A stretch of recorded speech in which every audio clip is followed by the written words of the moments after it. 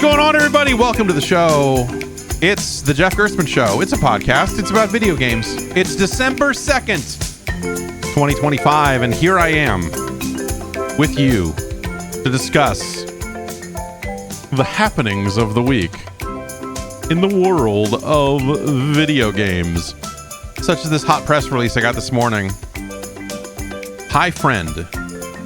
Sean Clown Crahan, co-founder and creative visionary of Slipknot, has announced the launch of Vernearth, a sprawling multi-mode Minecraft universe designed to redefine community-driven survival, creativity, and competition. Has released a new trailer. That sentence, okay. Has released a new trailer that gives Minecraft players a sneak peek into the mysterious realm of Vernearth. Players can join the server here. Minecraft Java Client 1.2, 1.4. Join multiplayer, and then there's a URL for joining the server here. I don't know what lists I ended up on that I'm getting press releases about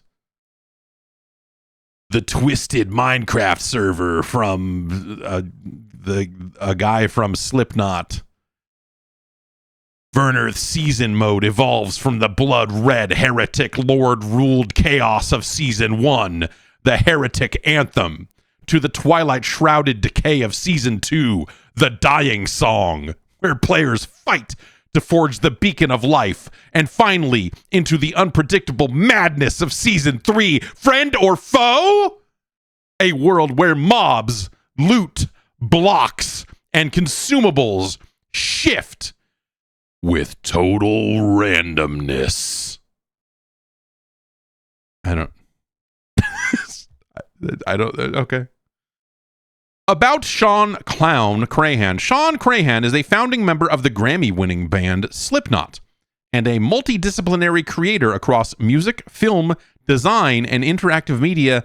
Vernearth continues his legacy of merging dark surrealist artistry with new frontiers in creative technology.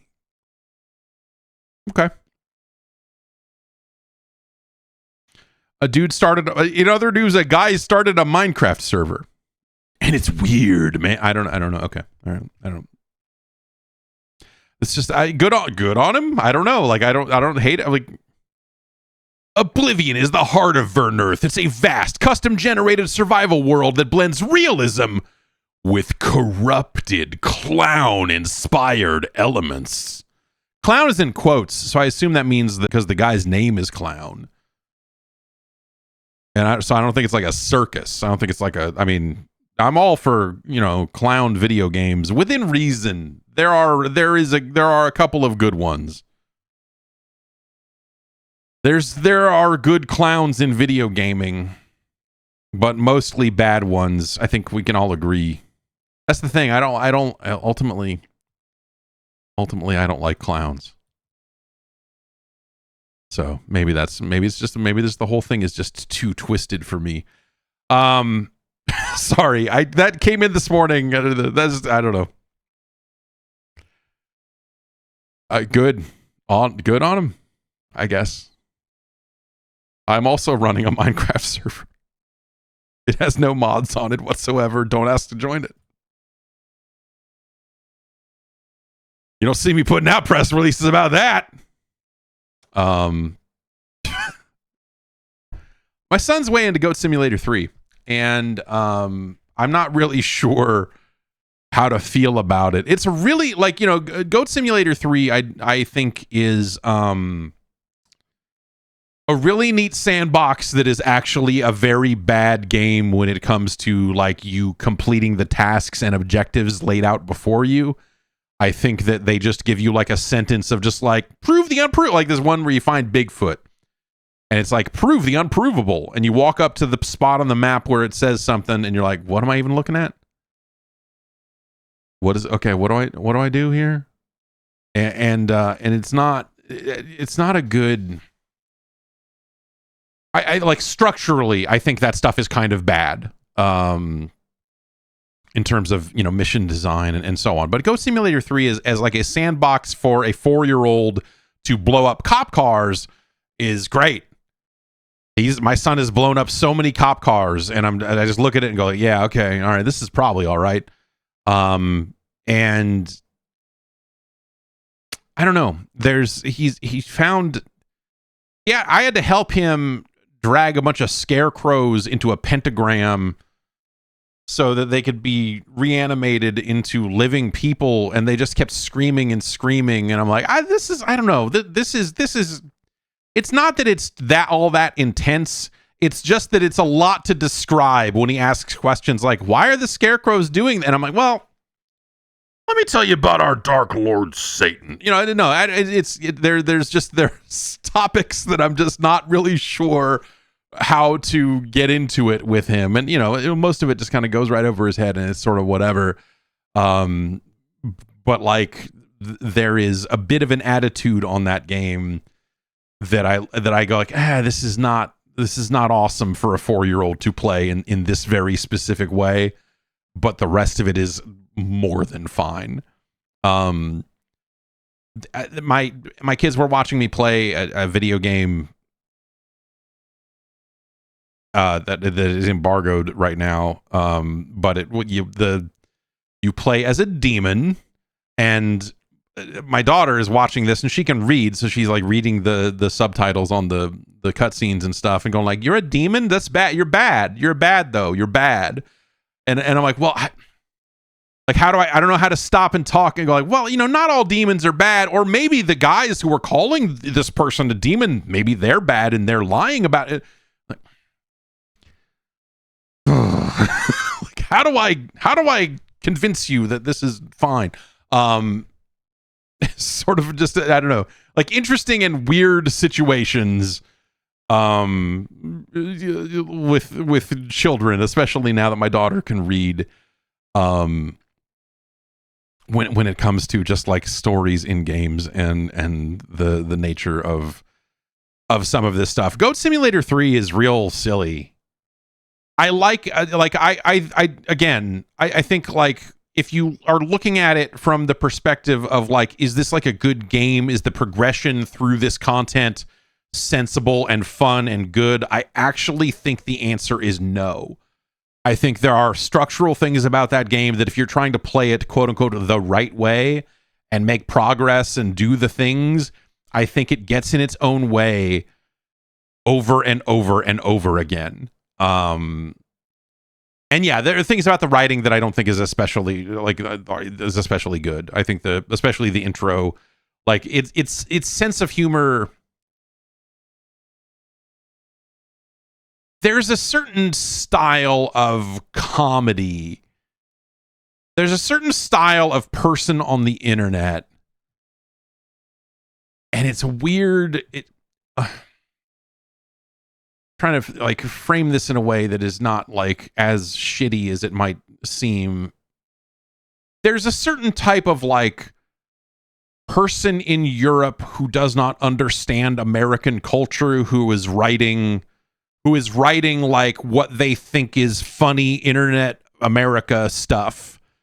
And it doesn't, and it's not just video games. It's like everything. It's like people in chat rooms that just like have like a very twisted perspective. It's a very twisted, like a weird perspective on the things that they are joking about and writing about and whatever else. And Goat Simulator 3 kind of falls into that trap a few times where it's like most of it's just like referential and just kind of like, okay, I don't know, like these references are like clumsy and not particularly well done, and that's not necessarily something that's going to come, you know, as a result of that, but it's just kind of like that across the board. There's sort of a weird vibe to that entire game where it feels like that they're presenting it to you, the American audience, and going like, this is you fucker, and you're like, that's no, like you're wrong in a zillion different ways. But okay, like I'd have people in chat rooms that I am in that are like that all the time, and you're just like, you're a bad person. It's like you're this like fake edgy kind of, I don't know what you think I don't know what you think you're saying, but I don't think you know what you're saying, and I don't think you understand how this comes off, and you seem like are you just a bad person? Maybe? Are you actually racist, or are you just kind of misinformed about, at some point it's not worth trying to figure out the difference, and you just wash your hands of it and move on from some of these people, some of these internet people. But I don't know, but like that's not to say that Goat Simulator is racist. I'm more talking about the chat room as, but there's but there's something about Goat Simulator 3 from a writing perspective that I think just kind of doesn't work overall. But the action, as far as like just go around and mess shit up, they have made a great set of tools for that, and they keep giving you items as you play through it that let you just kind of break it in weirder and weirder ways. And I kind of forgot that this game was like this, but like there's a machine that you fix pretty early on in the game that is that if you use it, you can change the size of your goat. And you can change your goat down to incredibly tiny, or you can make it massive. And like the game is basically broken at that point. If you're a massive goat, like the camera sucks. You can't see, because you're like the hitbox, the collision on the goat hasn't changed dramatically, and so you're just this big fake goat now, and you kind of just run around. It's impossible to play the game as intended, but like you can just have a good time with it. There are items that like have triggers, like you hit R1 on the PlayStation controller, and it will you can shoot a gun. You can have like a gun mounted to your back that shoots gumballs or whatever else. There's another one that makes it so it's a little dinosaur looking saddle, and if you put this on, it's an original idea that I think they just came up with themselves, but it's like a dinosaur thing, and you can lick anything in that game. And that's how you drag things around, is you have a tongue that you can lick a person and then drag the person around. It's a saddle that looks like a dinosaur, and anything you lick, you can swallow, and it turns into an egg that then just kind of like bounces behind you as you walk. Again, it's as far as I can tell, it's a totally original concept. I don't know where this would even come from, but then you can launch the egg. You can hit R1 and shoot the egg, and whatever you swallowed to make the egg will pop out of the egg again. And it's the same button that also is used for like pulling out the that you get a hang glider that you can use to kind of slow fall, and so it's like everything is triggered off this one button, and you can equip multiple items that have triggers on them that all kind of fire at once, and you're like, okay, this is also sort of broken. And it's great. It's great that they just let you do that shit, and it breaks the game in a variety of ways. Like, it's not like the game is crashing or exploding or whatever, but like you can equip stuff in ways that you look at and go like, this looks like something that a lot of other games would just fix. But in the case of Goat Simulator 3, it's wise of them to have not fixed it. You know what I mean? It makes the game more entertaining because you can just layer this stuff on. Like, you can dress the goat up in different skins, including a person. If you just want to be a giant person, you can do that. And it, like, the animations are fucking broken. And like, it looks crazy. But it's awesome that you can do it. And you can look like a giraffe, which the giraffe has collision on it and won't fit in. Like, I got launched out of the world, and that's maybe actually kind of broken. But I got stuck underneath the world in multiple occasions. It's a game that when you pause it, the first item on the pause menu is respawn, because they know that you're going to accidentally launch yourself out of the world one way or the other. And trying to fit the giraffe into the section that is a Wolfenstein 3D parody, it doesn't work very well because it's a very small tunnel and the giraffe is too tall for it. This also led to me, after my son has wanted to go back to that Wolfenstein section like 3 different times to play it over and over again, and it's grandmothers in rocking chairs with like rocket launchers that shoot yarn balls or whatever Bubsy thing, I don't know, and instead of Nazis. But But it did lead to a situation where I was like, oh yeah, this is they base this on an old video game. This is a reference to a very old video game. And before I knew it, I was showing the kids Wolfenstein 3D and going, see? But I mean, you know, you have a gun here. You're not a goat. We're walking around shooting these guys and not these grandmothers. But you see, it's just, the doors look the same. And they're like, oh yeah, can I play that? I was like, no, play your goat game. Play your goat game and leave me alone. Play your goddamn goat game and leave me alone. It's a neat game. It's broken in ways that mostly work in its favor, but there have been a few times where I've had to like take the controller and get him out of a mess and respawn him or whatever else, and use that as a way for him to continue to play the game. But also, like, video games are becoming a problem in the house. It's all he wants to do. He brought home it's Thanksgiving, so at his preschool they're like, what are you thankful for? We're going to make a turkey, and then we'll write next to it the thing that you're thankful for. And he decorated this turkey, and then next to it says he's thankful for, and it's a teacher writing it. It says, once upon a calamari. And I'm like, yeah.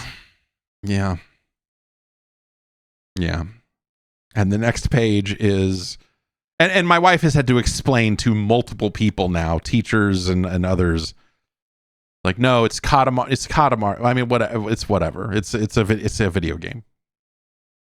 The second page says, I am thankful for when my mom lets me play video games.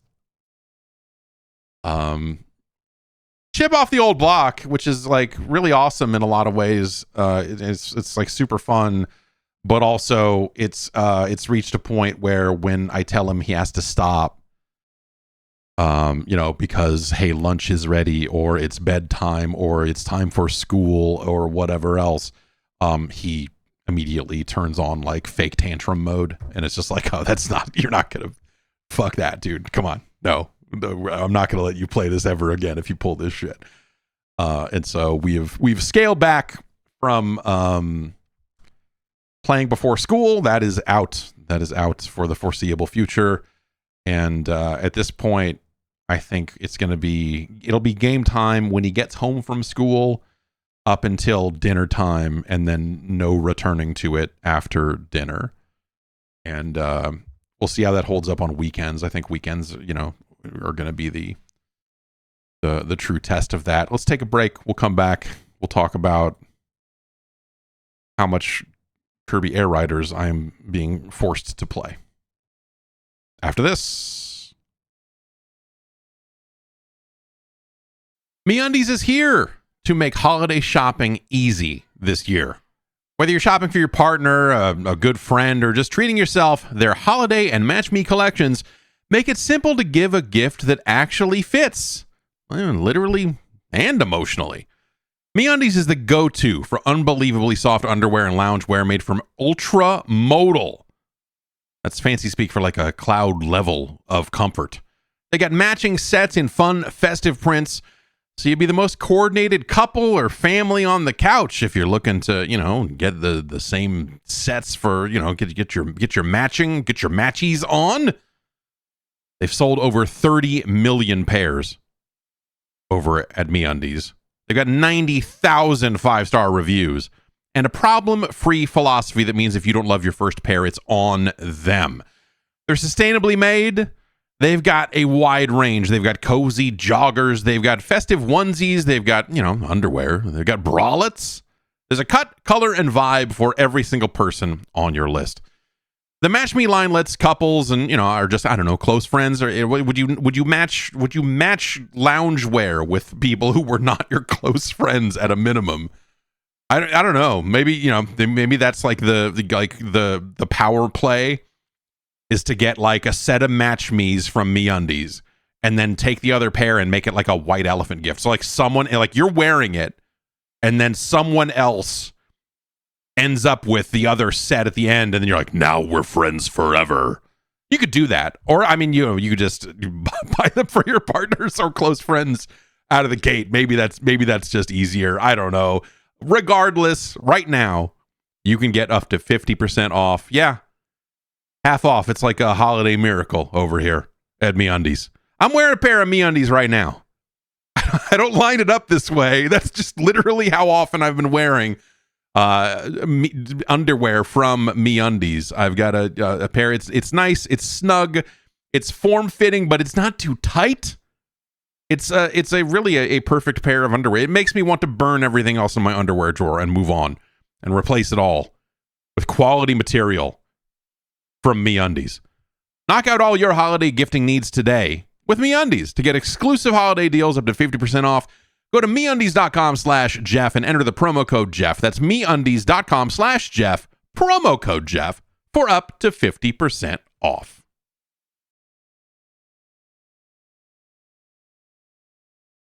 So I want to talk a little bit more about Kirby Air Riders, because I want to put I want to have something to actually say about it. Last week, I think, I talked about it a little bit and was just like, man, fuck this game, without really getting into why. And as I have been playing more of it, I'm trying to articulate that why. And I think where I'm at with it now, as I have played, probably another hour or two of it, it's like a lot of levels are big open arenas or like cityscape, there's like buildings and stuff in the way or whatever, but it's not, a lot of people, and when I wrote something about it on social media, there were some people going like, what do you mean? Like, I thought this was just a racing. I thought this was just Mario Kart, but you could fly. And I'm like, no, this is not a kart racing game. Could you imagine if it was, how insane that would be if they put out Mario Kart and Kirby, like a Kirby kart racer in the same year? That would be ridiculous. Maybe they should have had 9 more Nintendo Directs about it. People could have gotten the hint about what it was. To me, like, and there are levels that have tracks on them, and so you're making turns and you're trying not to hit the wall, and like there are things that at least from the outside looking in are like, oh, this is kind of like a race, I guess. But then there are levels that are way more open arena style, and they're focused more on combat, and those levels I would probably say are a little bit more like a car combat game. Where you kind of can't shoot all the time unless you get the right pickups, and then you can sort of shoot occasionally. But the thing about car combat is holds true in that I think there's a lot of like lining up your shot. And a big part of that is lining up you to boost in the direction of an enemy. Like there'll be a level where like there's a slow moving boss driving around the outside edge of the level in a circle, and all of the levels have like relatively tight, or a lot of the levels that I've played anyway have like a lot of relatively tight timers on them, and so it's like you have 45 seconds to blow up this big tank, and you're like, what? How do I even fucking hit it? And you're like, well, there's boost pads that fling you into the air. And then when you're in the air, if you can boost in the direction of the thing, then you can sort of hit this red target. And you're like, what? Are you fucking high? But there's something about lining up your angle, and you get a better turning radius. You kind of like, basically you drive automatically, you hit the button to kind of plant.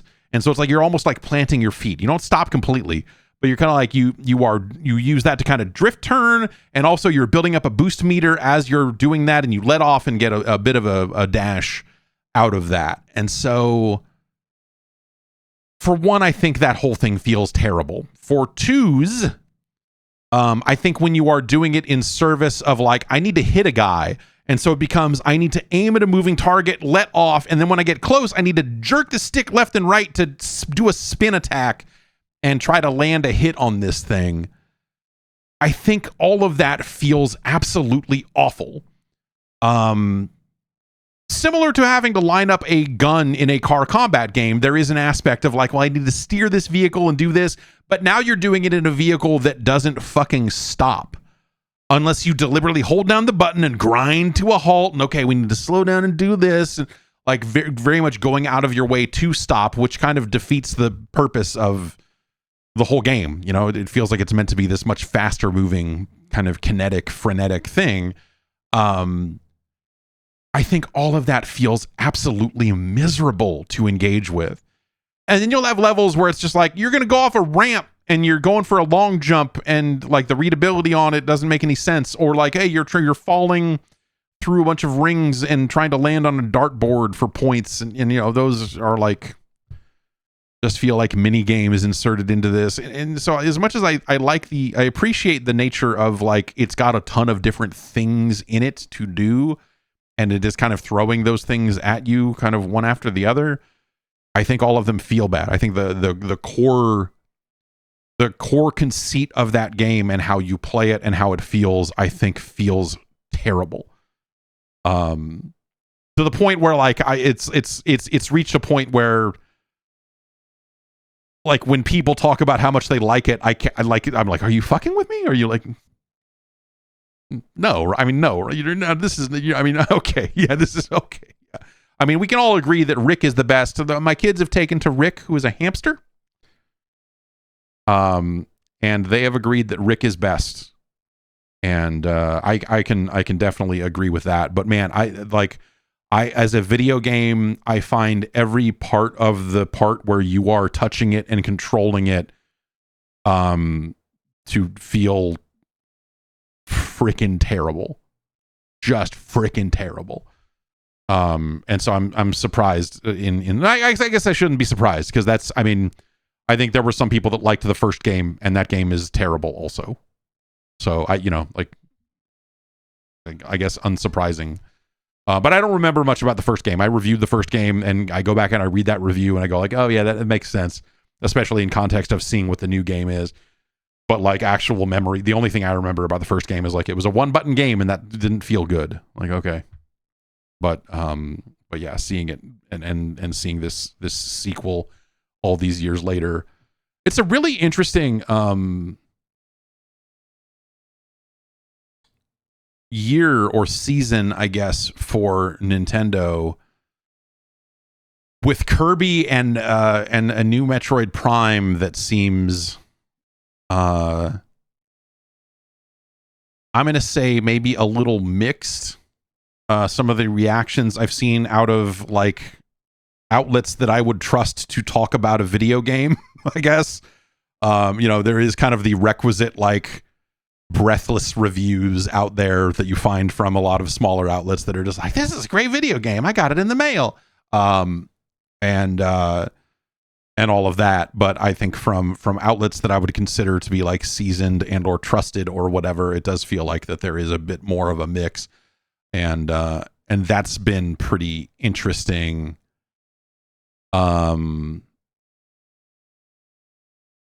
It's been interesting because I think that like Nintendo has really like they've hit some highs and lows this year, right? I mean, Donkey Kong Bonanza I think is legitimately a game of the year contender.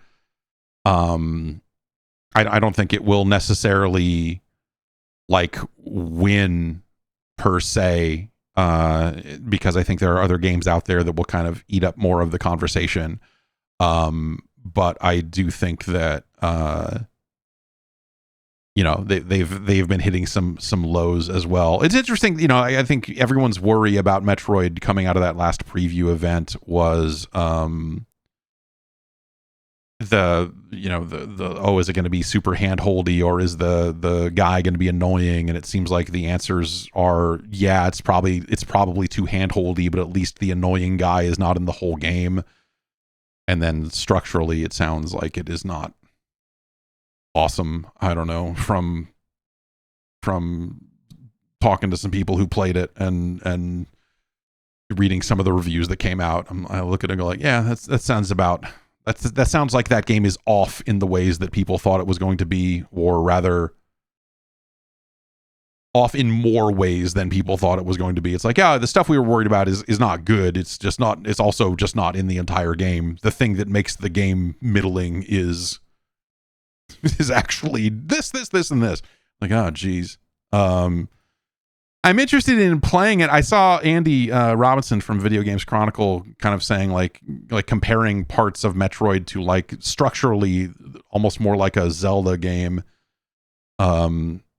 In terms of like, you know, the overworld and the places you're going, and you know, like I was like, oh, that does sound neat. That sounds like something I kind of want to get a look at, and I will here pretty soon. But yeah, I don't know, man. Like, I guess like the nicest thing you could probably say about Metroid is it's off the books now. They got it out the door, and we can stop talking about it, and you can play it or not and move on to something else here. But yeah, I don't know. There's an interesting spread on that one for sure. And then what's your cozy game? What is the game? Like I really have come to hate the term cozy game because some of the games it evokes are not cozy, if that makes any sense. I think to me, when we talk about cozy games, it's how it makes you feel. It's not the setting of the game itself, because I think there are plenty of games that you would look at and go like, it's a cozy game, in like that kind of twee, like it's just become like a nice way to say like, look at this twee little thing and whatever else, and it's incredibly overused. But you know, it's that kind of like post Animal Crossing, like, okay, it's in this game where you're running a little shop and people come in and it's very gentle, and look at these gentle little video games, and there's a forest, and there's a sprite in the forest, and hooray. Yeah, Pat says some developers are starting to go with wholesome instead of cozy. That's a better moniker. I think the cozy game thing, I think we've got another probably 6 to 12 months on that before it probably gets used up all the way. Because Animal Crossing is not a cozy game. A lot of these games are very structurally demanding. Isn't maybe the word here, but like these are task-based games. These are task-driven games. These are objective-based games. There's a thing to do. You do it. I've got to pay off this house payment to the fucking raccoon so that I can get more stuff. I need to get these Nintendo tapes in my basement. I need to get all these Nintendos set up so I can play Punch-Out in my basement, or you know, a lot of stuff like that. You know, I need to fucking I need to set an alarm so that I can come back on Saturday and I can get KK Cyber Grind or KK Plug and Bee, or you know, whichever song I want to get from him this time. And you know, I don't know, like for a genre that I think really kind of grew out of everyone's, you know, like, oh man, it'd be cool if there were more games like Animal Crossing, but also what if you could do some dating or dungeon crawling, or one, you know, like what if Animal Crossing had one more thing in it, the genre. And you know, I think that like Animal Crossing is not there's nothing cozy about that game. It's demanding. It's get here, do this thing, go do this thing. I mean, yeah, if you want to stand around and look at a thing, you can do that. But that's why games have photo modes. I don't know. Spider-Man's a cozy game. Look at the New York. I'm going to take some pictures of it. We're relaxing. Anyway, so when I say cozy game, I guess what I mean is, what's your kind of go-to, like, it's the kind of, I don't like the warm blanket, like the relaxing game, the game you use to unwind, the game that you find to be gentle. Like Minecraft was a game like that for me, just kind of slowly building a thing, and you know, it's raining and you can hear the rain hitting on the thing, and that's really nice. Call of Duty is very much that game for me. Some people, Ben Sachs says Power Wash Simulator. Though, as I've said, I find Power Wash. So here's the thing. I find Power Wash Simulator to be incredibly stressful, but I'm playing a very similar game mechanically and finding it to be the relaxing game I was looking for. And that game is fucking s&Miner, which is inside of s&box, the Gary's mod the follow-up to Gary's mod that is not widely available. I've shown the game before. In fact, I've shown s&Miner in it, and it is just a block-based, like it ostensibly looks a little bit like Minecraft, but you just dig, and you just dig down. In some ways, it's almost like 3D Mr. Driller, but with no air, and so there's zero pressure. And I have returned to s&Miner after 6 months or so of not touching it to find that they have updated it a little bit. They've added a new layer of dirt to dig into, and also some upgrade systems that can make upgrades cheaper or increase your digging speed or whatever. But they've added new dirt. There's a seventh layer. There's a seventh layer of dirt now. It's like a blue or maybe a purple. I don't know. One or the other.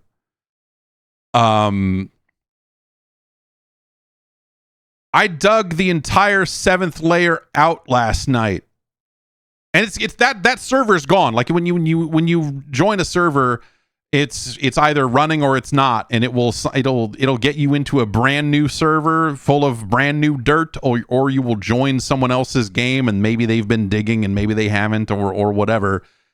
But last night I dug. I am gonna put a screenshot of this somewhere. I tried to publish it to Steam, but it would not show up. I don't know if it's because s&box is not like a publicly available thing. You can get a key for s&box, I think, like from their website. It's not like some big secret thing. I think they've made it even easier over time to get access to this. And this is, if you're not familiar, s&box, it's from the maker of Gary's mod. It's from the studio that made Gary's mod. It's from Gary and his team. And it is sort of like a Roblox in that you launch to a hub that is full of a bunch of different games. And some people are doing like role play, fake crime cop stuff, in it. And that's been somewhat popular, though the digging game s&Miner has actually more recently been the number one game on there. They recently open sourced the game, which parts of it are Valve's, and that part is not open source, but I guess like all of the engine that they're building on top of Valve's services and whatever else, they're open sourcing that. And so if you create a game within s&box, you now have an opportunity to kind of bring it out of that and release it as a standalone thing, I guess is maybe how that would work. But it's an interesting development for a game that is still kind of not really available. That's I dug out the entire seventh layer, and if layer 6, I did not touch all that much of it, and I spent hours digging this dirt while watching TV shows.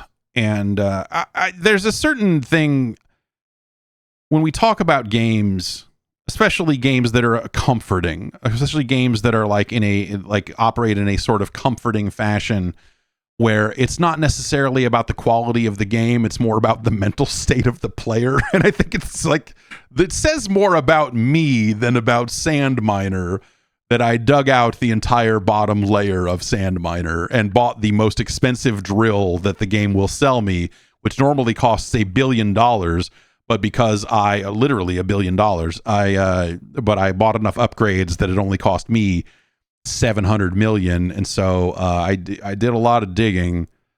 I did a lot of digging while watching episodes of Dark Side of the Ring last night. And again, sometimes that says more about the mental state of the player than it does about anything regarding the game. And so I don't know what it says about me, other than it's been stressful lately. it's been very stressful lately.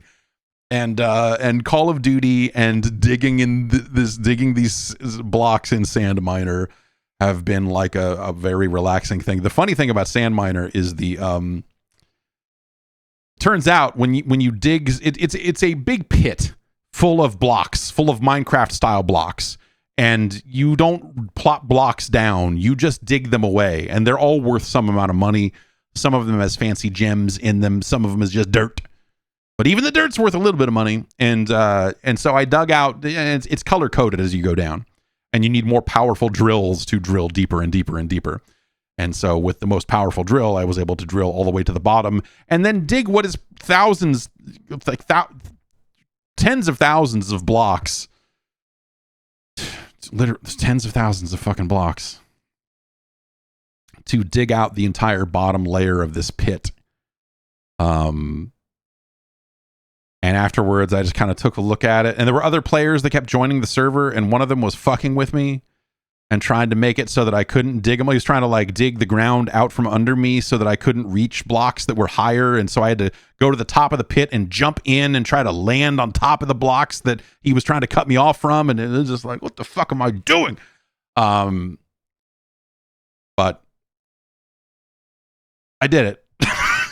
I dug the entire bottom out of the pit. And now that server's probably gone because it only lasts as long as there's a person on it. And as soon as all the players log off, that instance of the world is gone forever. So, which is fine because you need to dig more dirt. And if there's no dirt to dig, then what, that's the most expensive dirt at the bottom. So it'd be pretty pointless to keep that around.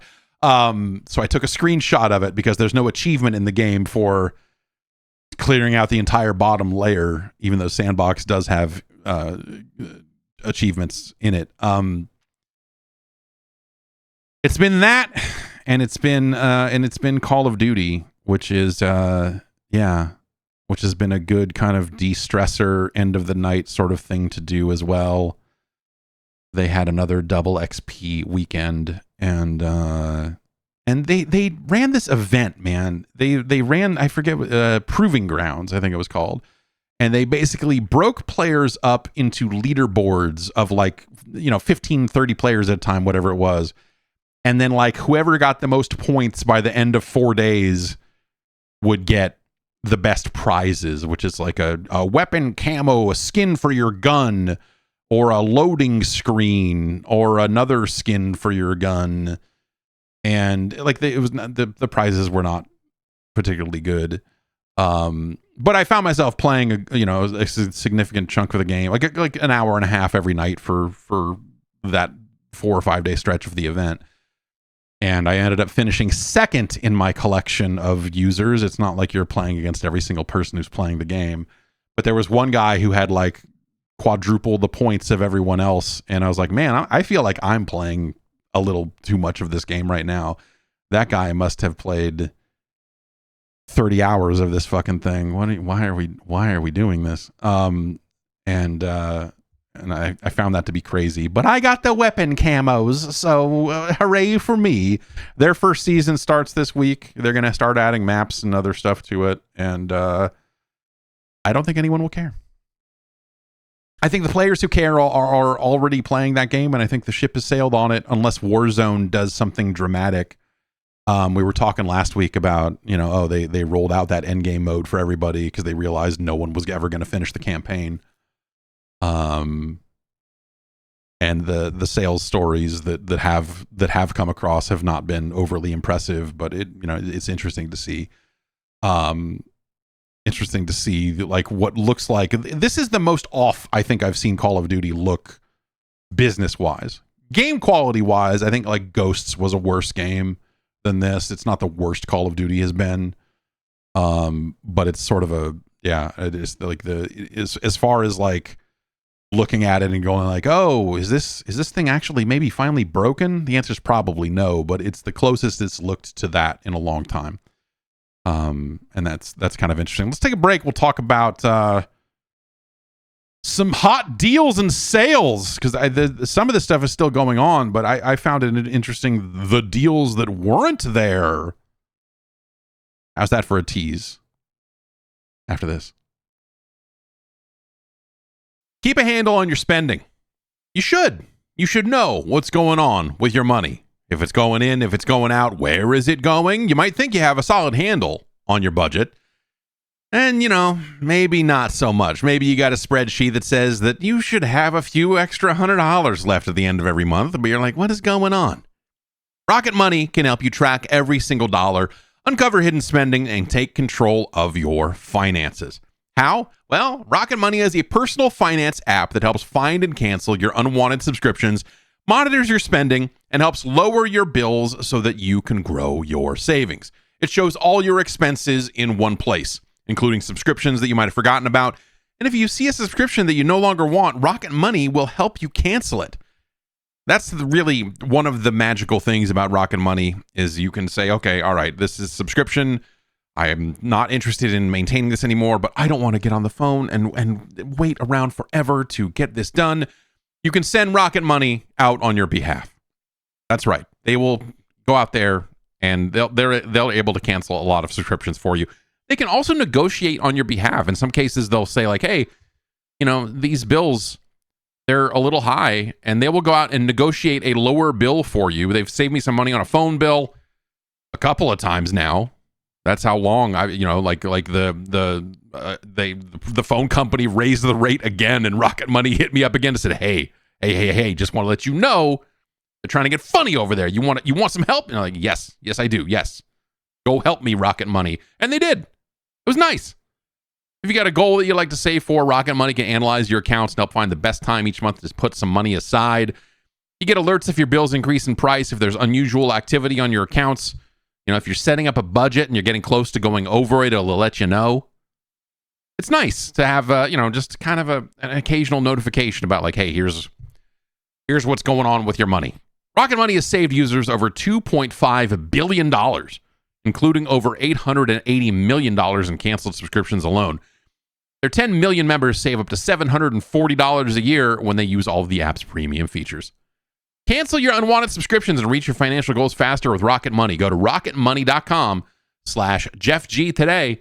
That's rocketmoney.com/JeffG. rocketmoney.com/JeffG.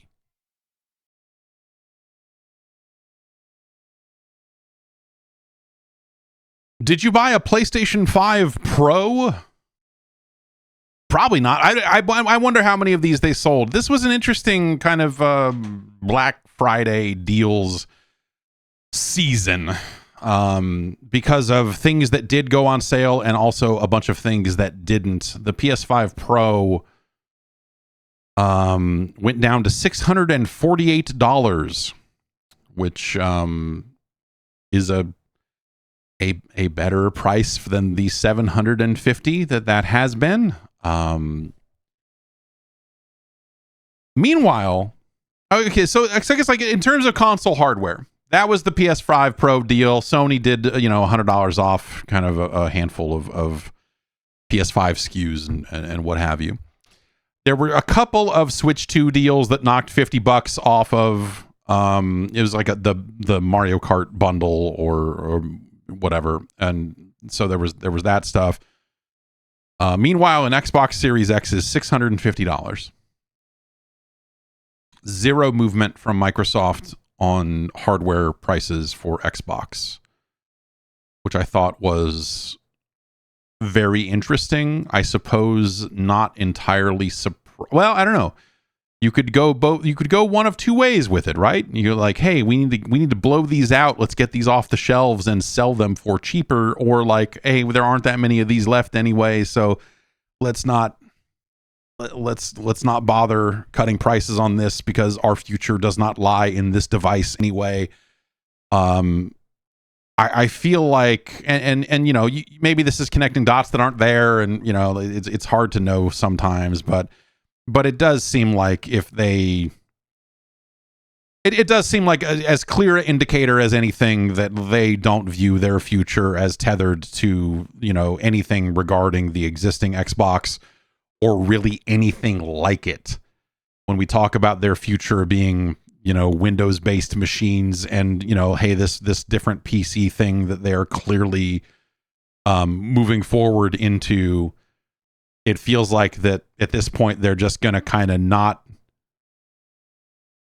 not really drag people into this ecosystem and then force them all to switch to a new way of thinking on the other side of that, you know? So they're kind of caught in this limbo, I guess, if this is the route they're going to go, where, you know, they're not going to spend a ton of time talking about the Xbox Series X or S. Games will still ship on it. And yeah, we'll eventually get to some other hardware that they get excited about all over again, I guess. And that'll seem weird in its own way. On the Xbox side, the deals were like, some games went on sale. Controllers were on sale. And they may still be. It's Tuesday as of this recording. And some of these deals, like it's funny, like some of these retail sites, and maybe this is an indicator on some of the desperation around some of these sales. They went from, this is our Black Friday sale, and those sales started like last Monday, so a little over a week ago in some cases. Here's our Black Friday sale, and then Friday hit, and there wasn't, you know, kind of nothing really shifted because a lot of those sales had been happening for like a week straight. And then they lasted through the weekend, and then Amazon did this. Sometime on Sunday, Amazon just switched all of their language from Black Friday sale to Cyber Monday. And now, instead of Cyber Monday, it just says limited time deal. But a lot of the deals that for like the DualSense Edge and some of the other stuff are still in place. And so it's sort of like just this, it's still on sale. We don't have a name for Tuesday, but it's the sale continues. Oh God. Don't you want a PS5 Pro? Holy shit, please. Microsoft stuff is just the Xbox stuff was just weird. It was some games were on sale. They were promoting, hey, you can get 2 weeks of Game Pass for $1, which is like a worse version of the joining deal they had been doing for years there. Custom colored controllers. There was, you know, it was like, get free engraving on a controller. Like, no. And then maybe the weirdest one was, hey, if you're a Game Pass subscriber, you can get a Quest 3S headset for $250. And it comes with a Batman game and Beat Saber. It's like such a weird thing for them to like have a bargain like deal. Like, hey man, if you here, look at the benefits of being a Game Pass Ultimate subscriber, you can get a Quest 3S. Like, no, I'm good, dog. Thanks. Call of Duty was $10 off, which, you know, sometimes the sales on Call of Duty, like the discounts rather on Call of Duty, are a little are also sometimes interesting to track in terms of what they do year in, year out. And they knocked $10 off the base version of the game, but not the bundle. So there's multiple versions of the game. And it's weird now because they've got multiple versions of the game that are the same price. And so they still have something that is called the cross-generation bundle, in addition to just here's Black Ops 7 when you load up the PC storefront. And they are both identical in terms of pricing and what they come with. I assume, at least how it's presented on PC, I assume if you were looking at that on a console, that it might say, hey, this comes with an Xbox One version of the game or something, but that is not clear. That is not at all clear on the site that they're running right now, and I can confirm that deal is now gone. Okay, so they have cross-gen bundle. Okay, no. The reason I was confused is because the Black Ops 6 Standard Edition is also listed in this list. Anyway, sorry. For Black Ops 7, they will sell you a version of the game for $70. This was on sale for somewhere closer. I'm sorry. Yes, $69.99. This was available for something a little closer to $59. But then they had the Vault Edition, which is the version that comes with like the first battle pass and some skins and shit. and that's the $100 version of the game. You know, not unheard of. A lot of games do this. Call of Duty has been doing this for some time now. But a weird thing was the discount was only available on the base version of the game. And so if you wanted to buy the bundled version of the game, there was no discount there. Like, it wasn't, even though it's just this with this, they didn't take the same amount of money off. It just strange. Strange. You could still get the savings by buying the discounted version of the game and then buy the $30 Vault Edition upgrade, which is still the same amount of money somehow. It's just a bizarre. I think to me, it just felt like clumsy and like a one hand not talking to the other sort of thing of like, this, you should have done this better. But it just, to me, kind of underscores that like the sale and savings end of the Xbox stuff this holiday shopping season was pretty bad. Like pretty underwhelming. Not that these like, hey, get a PlayStation for $650 is an awesome price either by any terms, but that is a significant discount from what the quote unquote normal price is. And so it did mean that the PS5 Pro was available and is currently, because that sale is still ongoing, cheaper. It is less expensive to buy a PS5 Pro than it is to buy an Xbox Series X. Which again, not to connect too many dots here and get all conspiracy theory or try to draw any major conclusions from this, but it does, I feel like it does indicate an utter lack of giving a fuck about the Xbox Series X on Microsoft's part. And we've heard, they don't manufacture 1 million of these up front. They kind of do this just-in-time manufacturing, and so they're able to, and that's maybe the thing that's going to screw them on RAM, is because they don't have warehouses full of these things. Their manufacturing process is a little bit tighter than that, or whatever. I don't know to what extent that is true. But when you see like it doesn't feel like there's a zillion Xbox consoles out there in stores all the time. It feels like that they are out of stock more and more these days. And it doesn't feel like that's necessarily because they're blowing them off the shelves and oh my God. And so, all of that adds up to there was no discount on the Xbox. And to me, that sends a pretty clear message that they're not interested in it at all. Corporately, this is the amount of money that, like, if you want one of these, this is what it's going to cost you, and it'll be that way for the foreseeable future. Eventually, they probably will want to actually blow them off the shelves, and so retailers will cut price and go with it. But to me, it is sort of it's like a sadder version of the Xbox to Xbox 360 transition, where the Xbox felt like it was off shelves before you knew what was happening. It felt like the original Xbox became hard to find, and retailers just kind of like quietly bowed out of that. Like that Xbox section just kind of like got smaller, but you didn't really notice until it was like, oh, wow, huh? I guess the Xbox is done. This feels more like a lingering, like, more people know the Xbox is done and they have noticed, but it's still kind of there, and you're like, okay, why is this here still? Is anyone like, do you even want people to buy an Xbox right now, considering you're just going to be creating more customers that will have to transition over to a new thing? Like, I wonder what the cross-generational aspect of the next Xbox will be, right? Like, I think it's pretty safe to say that when the PlayStation 6 arrives, we will probably see a very long runway for PlayStation 5 software.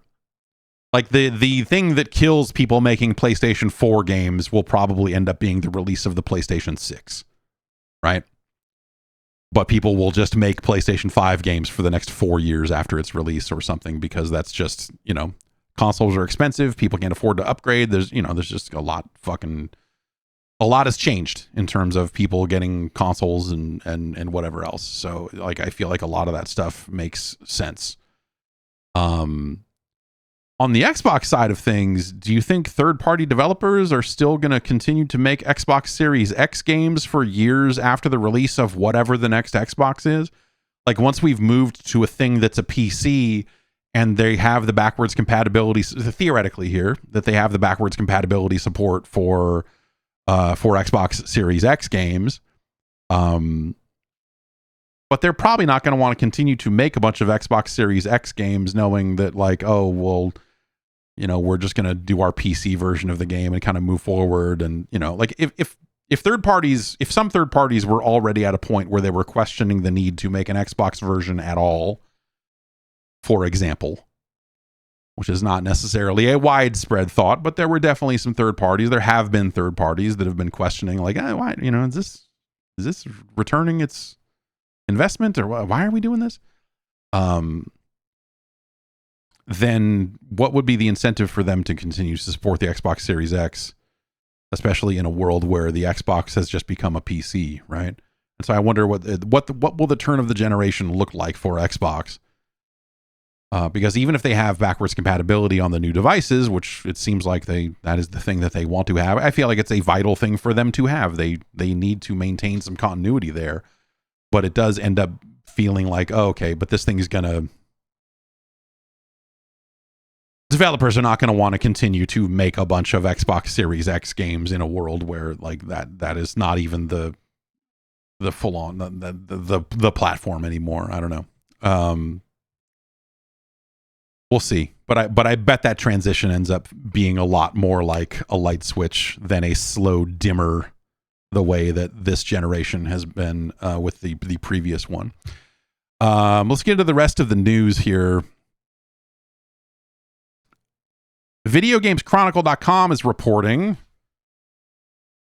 that Capcom is apparently working on a new Dead Rising game. This is also previously sourced from a site called MP First, which VGC has said that they can partially corroborate via their own sources. So this original report says that it is Frank West going to Hollywood, and the game primarily taking place in a movie studio, and the game's main villain forcing survivors into various trials, all in the pursuit of filming his perfect movie, which seems like an interesting setting, I guess, for a Dead Rising game. I mean, that first game was so well defined by the shopping mall and the variety of things in it. I think if you do a yes, as Trashcase says, so Frankie goes to Hollywood, they should probably have Relax playing over whatever trailer they make from that. But yeah, I don't know. Like when you think about the original game being a shopping mall and the variety of objects and settings and things that allowed for, a movie studio ends up being like a pretty good stand-in for that, because you can shoot any number of different movies and, like, oh, here's the military movie and here's a bunch of helmets and guns, and oh, but all the guns are fake, so we have to swing them and use melee weapons, you know, like, or whatever. And oh, here's a moon set, and now we can dress up like an astronaut and we're fighting zombies on a fake moon, and, you know, there's a lot of different shit you can do in service of the kind of weird shit that Dead Rising has gotten up to. I think that's neat. I don't know. Like I like the idea of Dead Rising. I feel like the role of Dead Rising in modern society is kind of weird, because the original Dead Rising, which was such a specific, it had such a specific take on difficulty. It had such a specific style of, like, hey, some of the things you do in this game are fucked, and the setting and the running timer of the game and how that factors into what you can do and when you can do it, like it was a Night Trap style game, you know. But, you know, the kind of running clock and how, like, oh, this happens at this time and you need to be ready here, you need to finish the game by this time, and there'll be any number of endings depending on what you get done by that time, and that concept I think is really awesome. It was always just kind of like, it was a game that was very difficult and required some dedication on the player's part, and I am not sure that players want to dedicate themselves to that style of thing. Oh, I don't know. I think like Dead Rising is kind of they got away from that, right? And they've kind of tried to get back to it, and the remaster was sort of like, oh, we're gonna find ways to kind of play with this that don't necessarily shit all over that legacy, but also try to make it a little friendlier and try to, like they've tried different things over the years when it comes to Dead Rising. And so, yeah, I don't know. Like I would be interested to see what they end up doing with it. And how they end up structuring that game. I think the setting sounds good. At one point, they were going to make a real-time strategy game, and it got canceled. But at one point, there was going to be a Dead Rising RTS, and I never got to see it personally. I never got to see it firsthand, but I was told a little bit about it, and it always sounded like I've held on to that as like a, man, I would have really liked to have seen that thing, what they would have done with that, with an external developer working on it. It was yeah, I don't know. It was a neat idea, at least. Anyway, a more traditional Dead Rising game that finds ways to kind of ease some of the restrictive nature of early Dead Rising without completely throwing that away. I think is probably the way to go, but it's also hard to balance that. You're either in it or you're not. You're either like, this game runs on a timer and the missions are what they are, and sometimes you're going to get to a point where you just go fuck it and restart the game, but because you keep your level from one run to the next, you are at least getting more powerful. I guess, like, in a lot of ways, we're just kind of describing the modern roguelite, right? Like in a lot of ways, they sort of stumbled into something similar with that back in the day, though we didn't really recognize it as such then. That's probably how it would be received nowadays. There's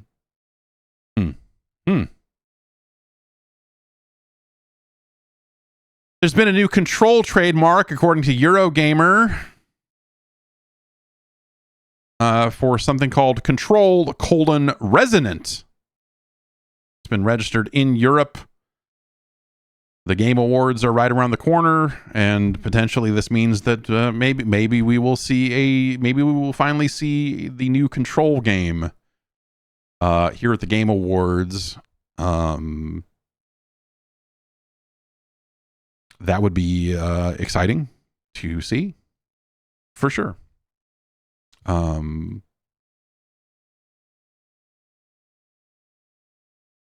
The words "next Hitman," or rather more Hitman, both in fact, next Hitman and more Hitman, have been said out loud by Hakan Abrak, who's the CEO of IO Interactive. He's been doing some media in relation to this Eminem thing. He spoke with Variety, because they're like, you got Eminem in a video game, we should probably talk to you. And also they're working on a 007 game, which is very much up Variety's alley, of course, for that sort of thing. They talk a little bit about some of the stuff. The Eminem stuff, I think, is live now. I think that's like a month of December sort of thing. But they there's kind of one bit in this interview that I kind of find interesting, and that is the quote, "So of course there will be more Hitman." So, more or less confirming, like, yeah, there's going to be, I don't know if they call it a Hitman 4 or what you actually want to call that game, but so of course there will be more Hitman, but right now I think we need to get to the other side of this year, and next year you'll get more news about Hitman Co-op, because I think co-op is a really, really good extension to the universe and will introduce very interesting mechanics and combinations in World of Assassination.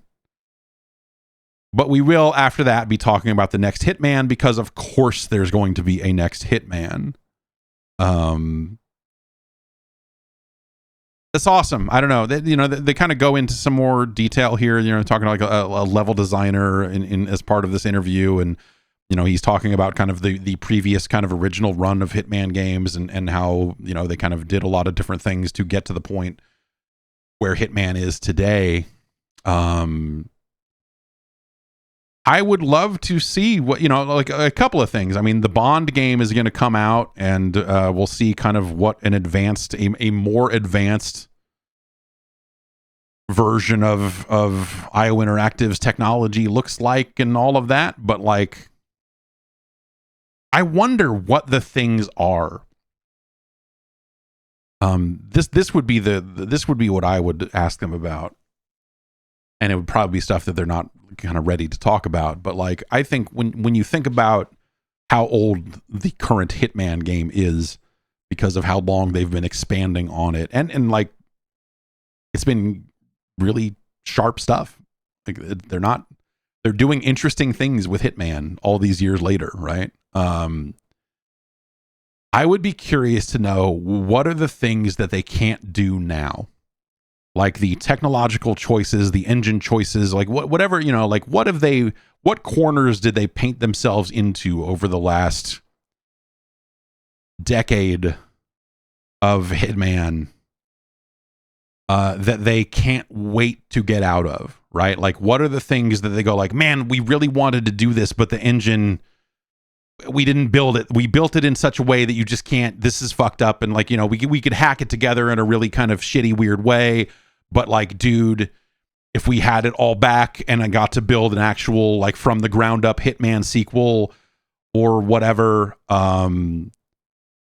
like, here's what we would do with it, or here are the things that we can't wait to fix in this engine or throw away with new technology or whatever. I would be really curious to know, like, what are the things they've tried to do over the last 9 years,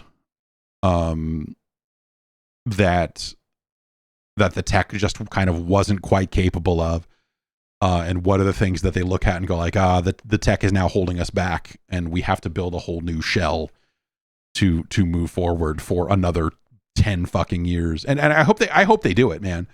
I hope that by the time we get another Hitman game, which you have to imagine, he's still talking about putting more co-op into current Hitman.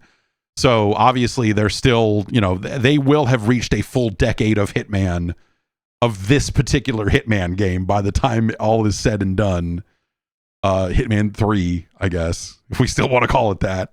It's so much, I think it's the idea that we can boil all of that down to that. Though I guess it's now just referred to as Hitman World of Assassination, right? I mean, that's the page on Steam doesn't call it Hitman 3 or anything. But the DLC still says like Hitman 3 dash the Eminem versus Slim Shady pack for $5. Anyway,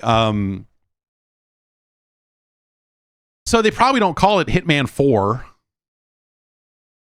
They probably give it some kind of, like, I imagine they go like, okay, World of Assassination, we're going to come up with some other kind of unique tagline here, because I hope that they are laying down the foundation for another 10 years of Hitman. Long may it reign.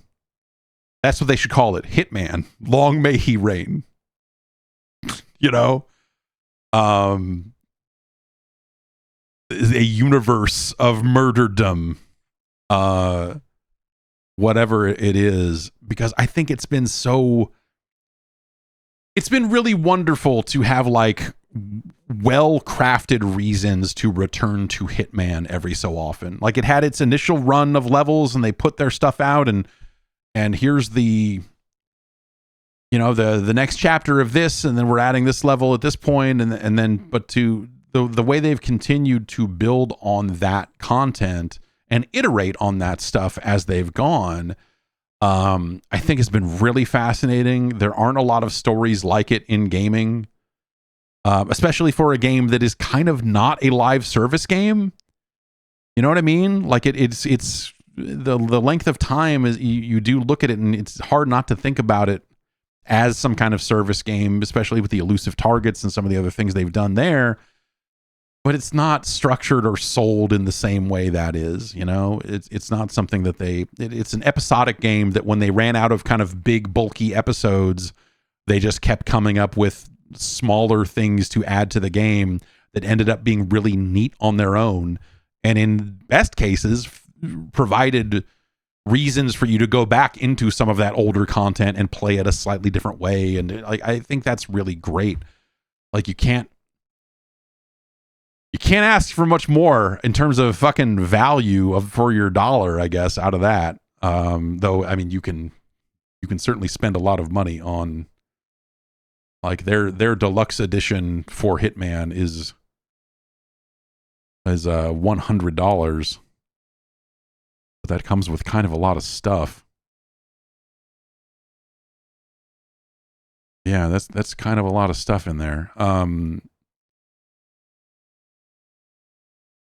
then some separate DLC that kind of came out in kind of separately from some of that stuff. Yeah, they had to change the way they were selling that game and everything over the course of it because of the way that some of that stuff changed. But yeah, it's I think that stuff has been very interesting. And it's the sort of thing that if they had just put out the episodes and stopped, you'd be like, yeah, cool. Great. This is an amazing video game. It was game of the year when it came out, and these episodes are still awesome and whatever. The idea that they've been continuing to fucking do it, I think has been pretty interesting as well. And so I would love to see them kind of continue on this path. There's bumps along the way with Hitman where you could look at it and go like, they probably could have handled this situation a little better or sold this differently, or, you know, that I bet if they had it all back or knew then what they know now, there's probably a couple of things they would have done differently on that front as well. But by and large, man, an amazing game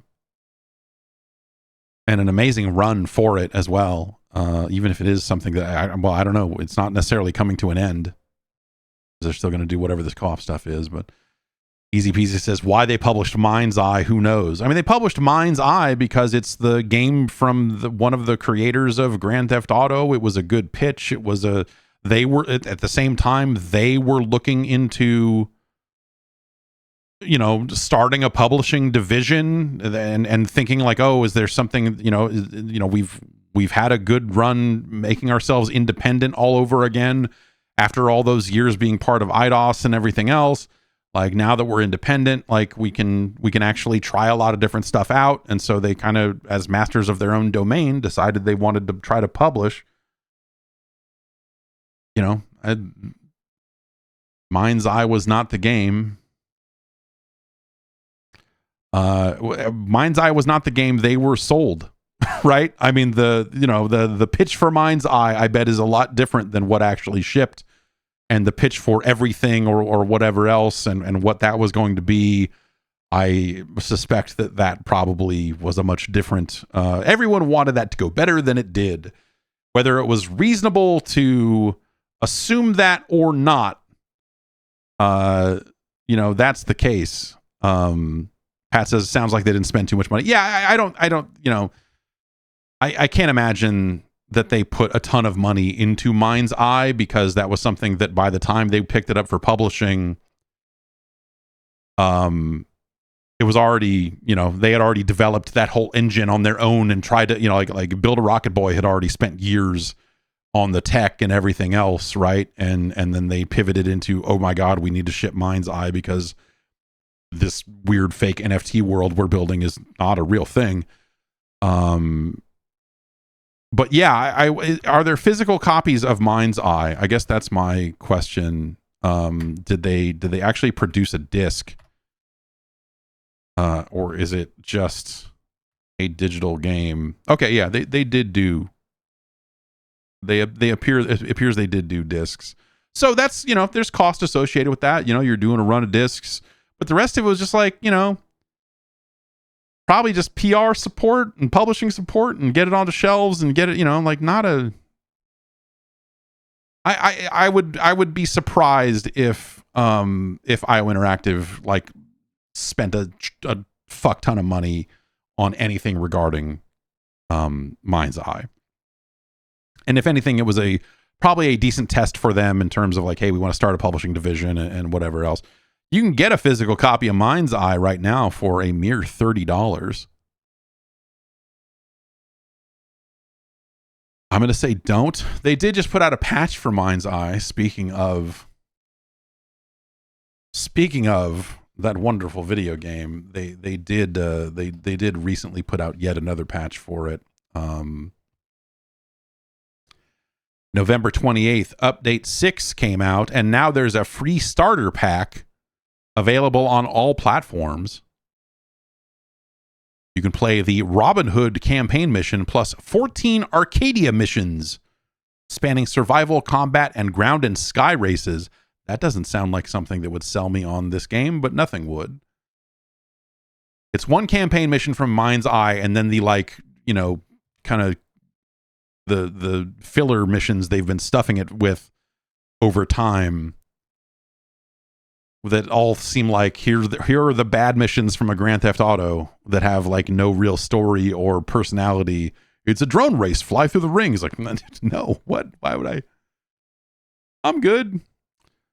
Update 6 includes further improvements and bug fixes for build.arcadia, aimed at making play and creation feel smoother and more stable. So the creation suite is still in here. Road to Hell, a stormy highway time trial. Short Circuiting, a city lap race under attack. Hunter Killer, an on-rails turret mission. And Fractured Echo, a wave-based survival mode where you play as the Preacher. Like that sounds like, I'm sorry, I'm not, there's nothing interesting about we're throwing a bunch of generic missions into Mind's Eye because this was built as a creation tool and not just a bad video game. No fucking thanks. Anyway, I can't wait to see what happens with the next Hitman. In conclusion, Hitman.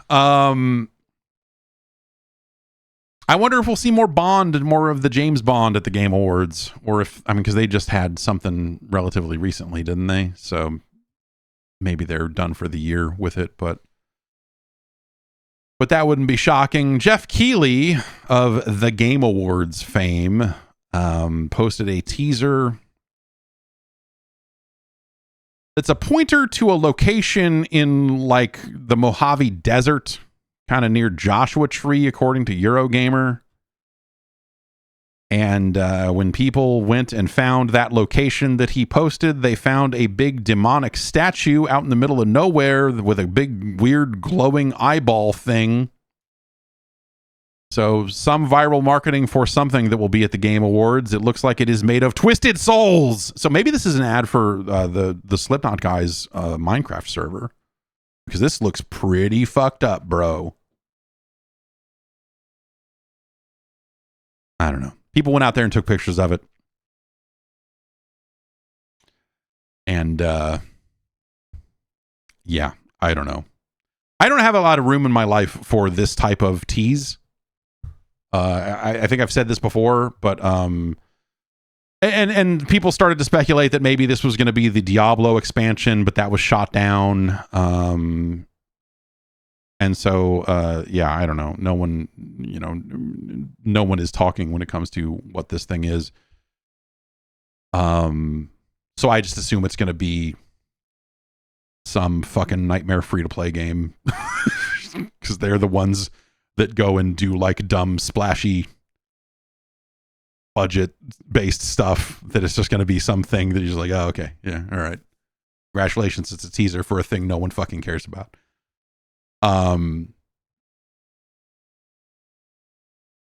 But yeah, this stuff I think is just kind of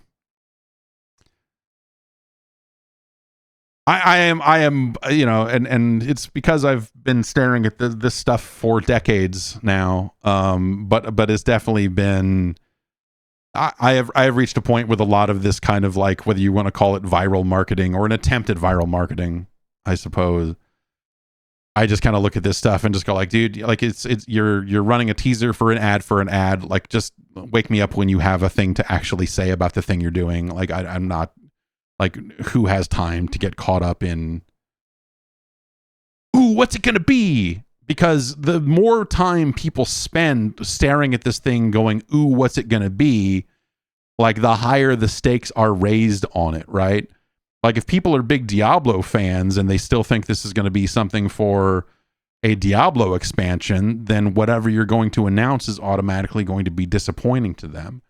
So when you do these kind of like weird, mysterious teases for a reveal,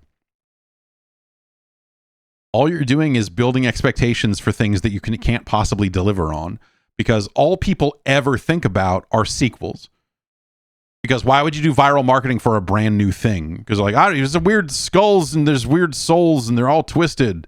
For a game about twisted souls, it's called Twisted Souls, Evil Premonition. You know, whatever. Like, what is it? No one gets excited about this. Like, oh, it's a cool trailer for a thing I've never heard of. Like, so it only makes sense when you're doing a sequel, right? And so it just becomes like, well, what sequel is going to be made? And the answer is fucking all of them eventually. Keep your pants on.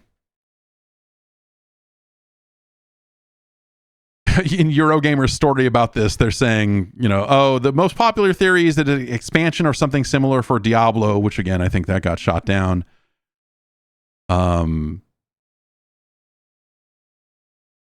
Or, hey, could this be related to God of War? Because there were rumors that God of War would be Egyptian this time, and maybe this is the next Housemarque game.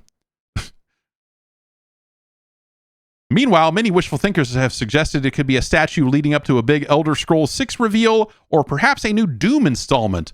I have also seen others mention Half-Life 3.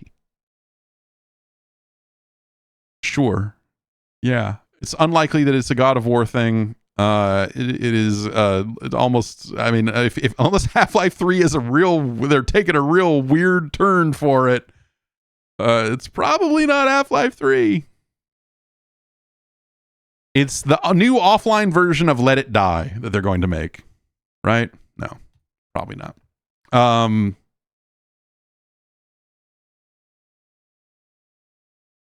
Let's take another break. We'll come back. We'll talk some more about Battlefield and more. The schedule flips around like a few different times over the course of a year. You know, with us, it's the kids are starting school, the kids are getting out of school. You know, maybe they got like a holiday break here and there, but you know, there's a few kind of points in the year where everything feels like it just kind of like resets, you know, and figuring out how to manage the day after one of these changes. You know, it takes a little bit of time to get into the groove and figure out what you're going to do. It's nice when you can save some time. That's why Factor is a great option. They've got chef-prepped, dietitian-approved meals that make it easy to stay on track and enjoy something comforting and delicious, no matter how hectic everything else can be. They've got more variety and more meals. You know, they're always expanding. They've got premium seafood choices like salmon and shrimp right now at no extra cost. What are you doing with food? It's an open-ended question, I know, but different people eat differently. They can support your wellness goals in a few different ways. If you're looking for GLP-1 friendly meals, they've got it. If you're doing a Mediterranean diet, they've got options packed with protein and good for you fats and all of that stuff. As they expand, you know, like they've got Asian-inspired meals with bold flavors influenced by China, Thailand, and more. For more choices to better nutrition, that's why 97% of customers say that Factor helped them live a healthier life. So feel the difference, no matter your routine. They've sent over some Factor stuff. It's been nice to just have that answered, you know, like the question of like, all right, I got to eat and then I got to get back in here and I got to record this and the baby's doing this. And then, you know, it's nice to at least just have like a thing in your day that is just spoken for, taken care of. All right, Factor's here to solve this for me. And I can cook this easily and move on to the next thing. They do breakfast also. They do breakfast. They do add-ons with juices and all this other cool stuff. In fact, eat smart at factormeals.com/JeffG50off and use the code JeffG50off to get 50% off your first box plus free breakfast for 1 year. That's code JeffG50off at factormeals.com for 50% off your first box plus free breakfast for 1 year. Get delicious, ready-to-eat meals delivered with Factor. Offer only valid for new Factor customers with code and qualifying auto-renewing subscription purchase.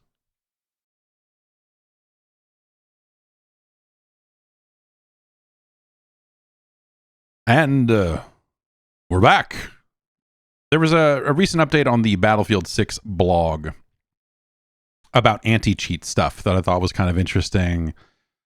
With a lot of there's been a lot of talk about Windows 10 to Windows 11 upgrades. There was a number going around that I think Dell put out there implying that there may be 1 billion machines out there still running Windows 10.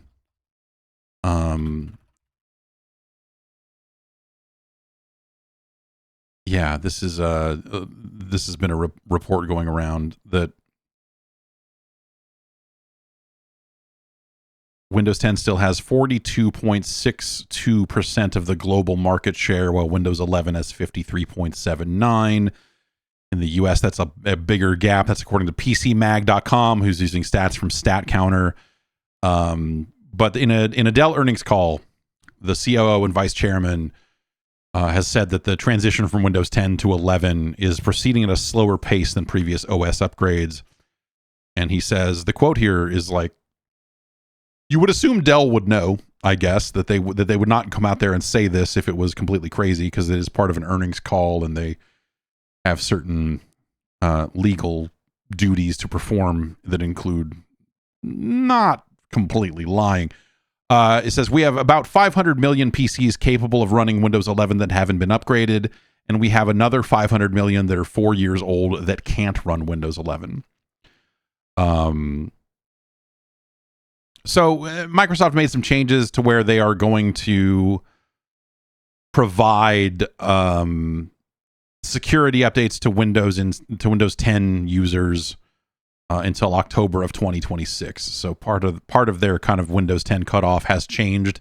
It has softened, but they are still trying to get people to move to Windows 11. Now, the requirements for running Windows 11 around TPM modules and some of the secure boot stuff, we're starting to see more and more games that are using that as part of their anti-cheat, kind of one of the arrows in their quiver for anti-cheat. And so that brings us to this Battlefield 6 blog, where they say that I love this term that they use.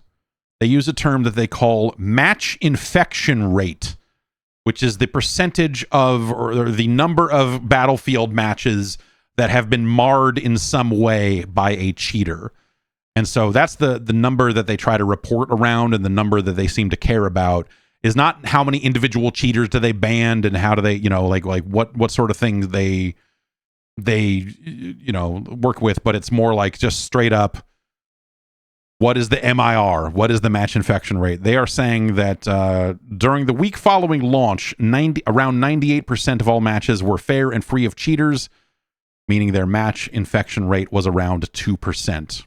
And they go on to talk about some of their, the open beta helped them tune some of their detection rates and figuring out a lot of the different ways to kind of block cheat attempts before they start. They say that they have blocked over 1.2 million cheat attempts during just the open beta alone. They also say secure boot. This is kind of gets back into the Windows 11 talk here.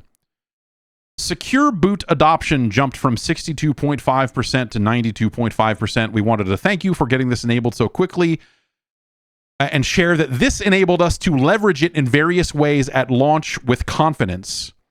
You should have seen a tank decal in your inbox as an in-game thank you if you were part of those players enabling the feature. So they went out there and said, hey, if you enable secure boot, we will give you an icon in the game, and bribed people to turn it on, which I think is kind of a fascinating way to go here.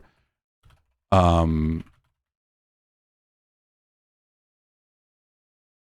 so there's sort of a, you can do... I'm trying to figure out, like, the thing I'm not 100% clear on is if secure boot is something you can do on a Windows 10 machine, if it's even possible, because it's kind of a BIOS level setting, and I don't. But anyway, you can do secure boot. There's some you can do secure boot on Windows 10, but some of this TPM stuff is sort of the same type of things that enable you to run Windows 11. And so the restrictions end up being kind of the same as these games kind of move in that direction. Black Ops 7, I actually discovered the hard way by installing it on a separate PC. Black Ops 7 will not boot unless you have secure boot enabled. It will not let you in game. It will just pop up a QR code that says, "Dog, turn on secure boot." And Battlefield will probably eventually move in that direction. Obviously, they're saying that, they have a much higher, a pretty high number of players that have secure boot enabled already, but I bet they will at some point. They will say, hey, now you have to use secure boot because we're building some of the anti-cheat stuff around sort of that. They do say, across all our PC players so far, we are down to 1.5% of people not being able to activate secure boot on PC. Thanks to your feedback, efforts by our fan care team, and the involvement of some key community contributors, we will continue to sort through remaining edge cases. Secure boot isn't a silver bullet to stop all cheating, but it is a barrier in and of itself that enables other barriers. They say that they are presently aware of 190 cheat-related programs, hardware, vendors, and resellers. And since launch, 183 of those have announced feature failures, detection notices, downtime, and or taken their cheats offline entirely. While there are still clips circulating of cheaters claiming to be undetected, it's far more likely than not that when you see gameplay of someone claiming to cheat undetected, they are already banned or have a hammer incoming. This successful disruption of the cheater community is encouraging, but we know that the bad actors will continue to test our defenses. And so, they're remaining vigilant in the fight against cheating. As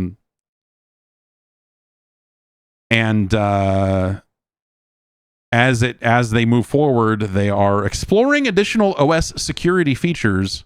You may have noticed security features beyond secure boot like TPM 2.0, HVCI, and VBS are part of Battlefield 6's system requirements.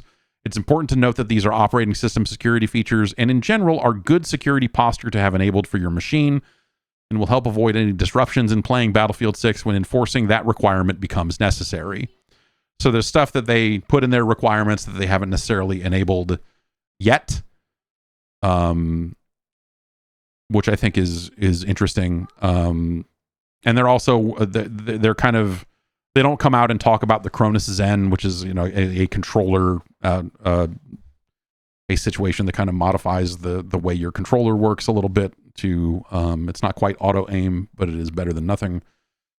They don't name it specifically, but they do say, that they do consider that to be cheating.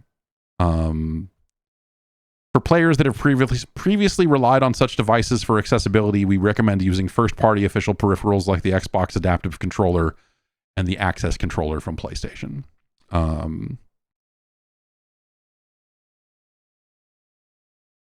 So, all of this, I think, ties into some of the conversations around the Steam machine, which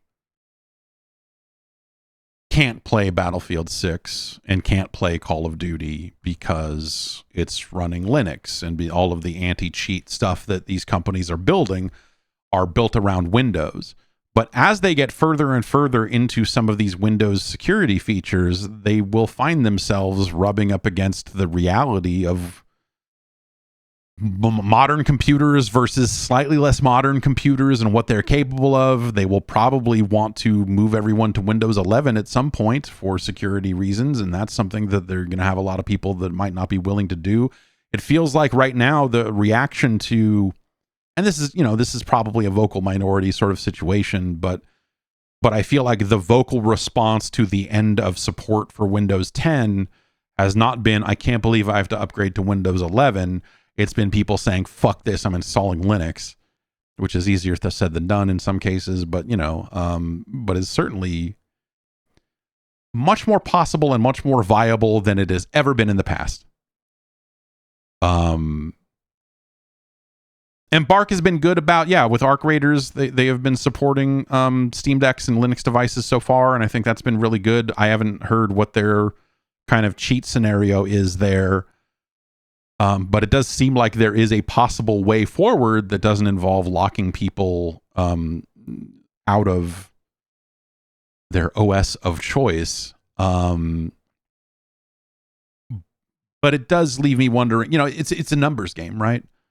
Like all of this stuff comes down to percentage of, like addressable audience size and whatever else, right? With like, what percentage of potential Battlefield 6 players are unable to play Battlefield 6 because they have a Linux machine or because they're not able to turn on secure boot or some other security feature? And as Battlefield 6 goes and turns on more of these things, how many more players will they potentially lock out? And presumably those are all acceptable losses for them up to this point. But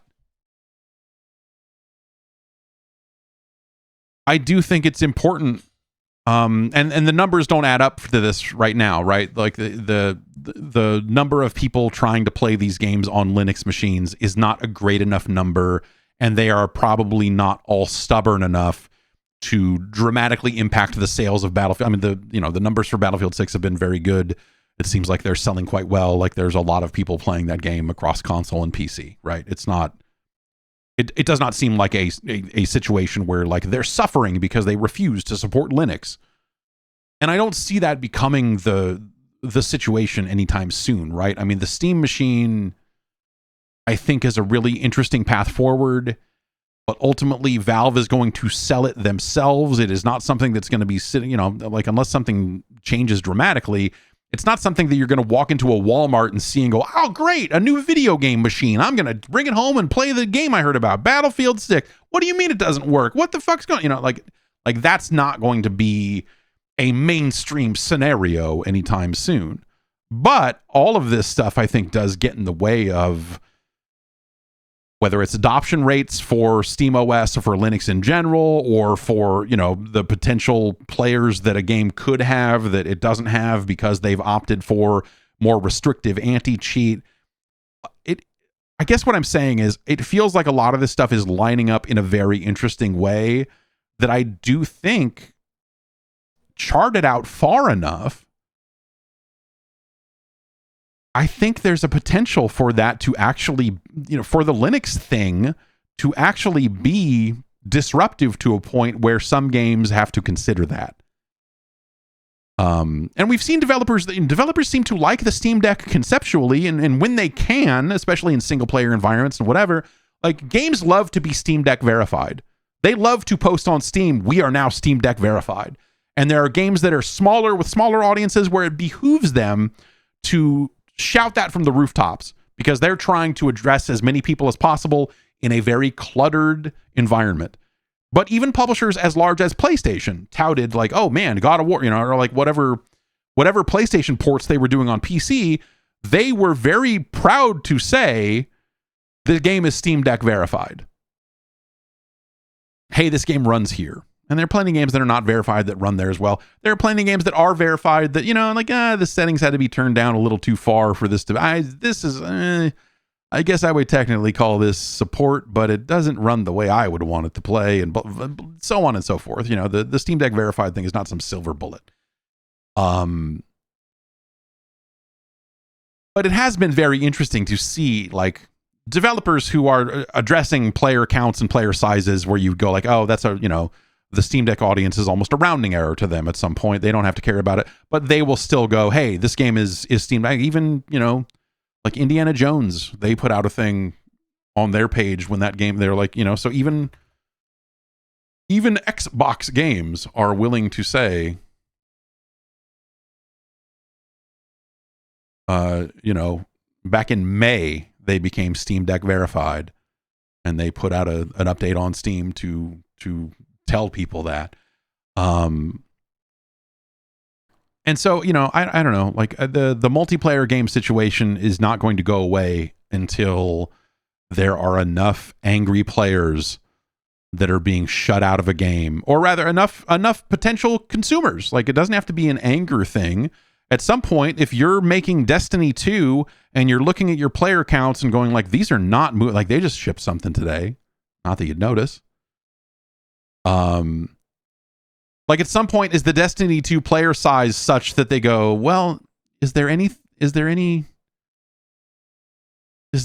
relief to be found by becoming Steam Deck verified? Like, if we reworked our anti-cheat to work on Linux and said, hey, we're friendly to you now, hey, buddy, like, would that get more people playing this game? Maybe not for Destiny 2. Maybe that ship has actually sailed. But that concept does not feel as outlandish as it maybe did a year ago. And so I look at that as like, I think for like the Linux weirdos have never never ate better than they ate right now, man. It is a golden age for this crazy shit. It's so awesome to see too. But you wonder how far it can go, because it's going to have to go. Like, if this is to become like a mainstream option, a truly mainstream option, if Linux on the desktop, if that year is ever to actually happen, to me, that is kind of the last box to check off, because that's the stuff that keeps me running Windows ultimately. Like, there's a variety, but like most of the software that I use to do what I'm doing is available all over the place, right? Would a video editor be? I don't know. Is there a Linux version of DaVinci Resolve? I think there might be. I don't know. But like most of the software I use, especially the overwhelming majority of open source software that I use, most of that stuff is already available on Linux. And so for me, it is very much, and it's a big chunk, but for me, it is very much the anti-cheat stuff that would keep me away from this, because those are games that I play on a fairly regular basis. Like I just got done talking an hour ago about Call of Duty and how much of that I'm still playing, even in a down year. And that's a game that I would not be able to play on those machines. So, like, those are blockers as far as I'm concerned. Some people are like, well, I barely play any of those games, and so for the vast majority of games that I play, that anti-cheat's not even a concern. And I think that's great. But I think that, like, if you look and see, there are a whole lot of people playing Battlefield 6, and there are a whole lot of people that potentially play multiplayer games that might end up having fucking anti-cheat that blocks access on Linux. And so I wonder, man. I wonder if that's something that will get there. And I wonder if it will come down to, I mean, this is like maybe not an ideal solution, but like, do you ever wonder, like, what if Valve built a brand new anti-cheat that was Linux specific and said, hey, we built a thing that you can plug your game into. It's a replacement for Easy Anti-Cheat that is more purpose-built for SteamOS. So if those of you who don't feel like updating Easy Anti-Cheat is cool, but it is not doing the things that a lot of these other anti-cheat things do, right? I mean, like, Easy Anti-Cheat is a popular solution, especially for a lot of smaller games, but it's not EA's own custom solution. It's not Javelin. It's not the Riot anti-cheat. It's not the Call of Duty anti-cheat. These kind of big pillars of multiplayer gaming are not using off-the-shelf components for this stuff. Destiny uses... They use BattlEye? I want to say that Bungie has been using BattlEye still, which they might be the only ones. I don't know. And so, I don't know. I look at that stuff and you go, okay, if the worry is that Linux is a completely open thing and you can never secure it, is there a way to have a secure version of SteamOS that developers would feel comfortable working with and say, like, okay, we've, like, and it's antithesis. It's the exact opposite of what you're looking for. But at some point, do you say, okay, we've actually closed up this Linux install in ways that make it workable for people who are trying to secure video games? I don't know. Maybe that's, again, maybe you lose a lot of the benefits of Linux there at that point to do that. But I wonder if, because it will either take the individual developers making this software to go, okay, we care enough to want to support this platform. It'll take Activision, it'll take EA, like individually going like, hey, you know what? Yeah, we should probably support this stuff. Or it will take someone coming at it from the other angle and saying, okay, fucking fine. We'll meet you in the middle. We'll solve this problem and do this. And then your game will remain secure for whatever needs you have there. I don't know.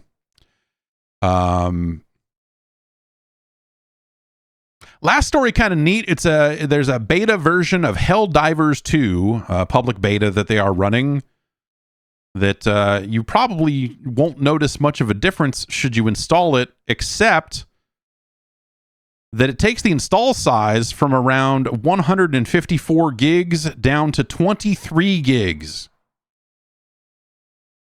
Because they've deduped the install and a lot of stuff. This is something they talked about doing a while ago, and one of their worries around this was, load times are going to shoot through the roof, especially for people who are not running on an SSD or whatever. But even people on an SSD will see faster load times because this is going to impact a lot of this. But then as they got into it and started doing the work, they say the worst case projections did not come to pass, and that mission load times have only increased by a few seconds in the worst cases. And that is for a small percentage of players that are still using mechanical hard disk drives. So, SSDs are SSDs. They're SSDs. And so, yeah, this is them getting rid of file duplication in games is one of those technologies that I don't fully understand when it comes to modern games installed on hard drives. I guess like a physical spinning hard drive, it makes sense. But I remember the first time I heard about files being duplicated multiple times across a game, it was PlayStation 3. And it was it Last of Us 1? Was Last of Us the first game? There was a point there when I think it was Last of Us where they deliberately hosted the download for Last of Us on Amazon, on AWS, instead of on their own CDNs. And it ended up like that was just for a speed reason. But I think in conjunction with that, it was a smaller download because it was a smaller download than the version that was on disc. Because if you're running that game off a disc, the Blu-ray drive in the PS3 was not fast. And so to speed up load times, they would put clumps of data near each other. And that meant they would duplicate data in multiple spots on the disc, because they were like, oh, well, if we're loading this chunk, it also needs this chunk. If it has to go all the way over to this part and find it, then it has to reseek and find it and load it and then reseek again and find it.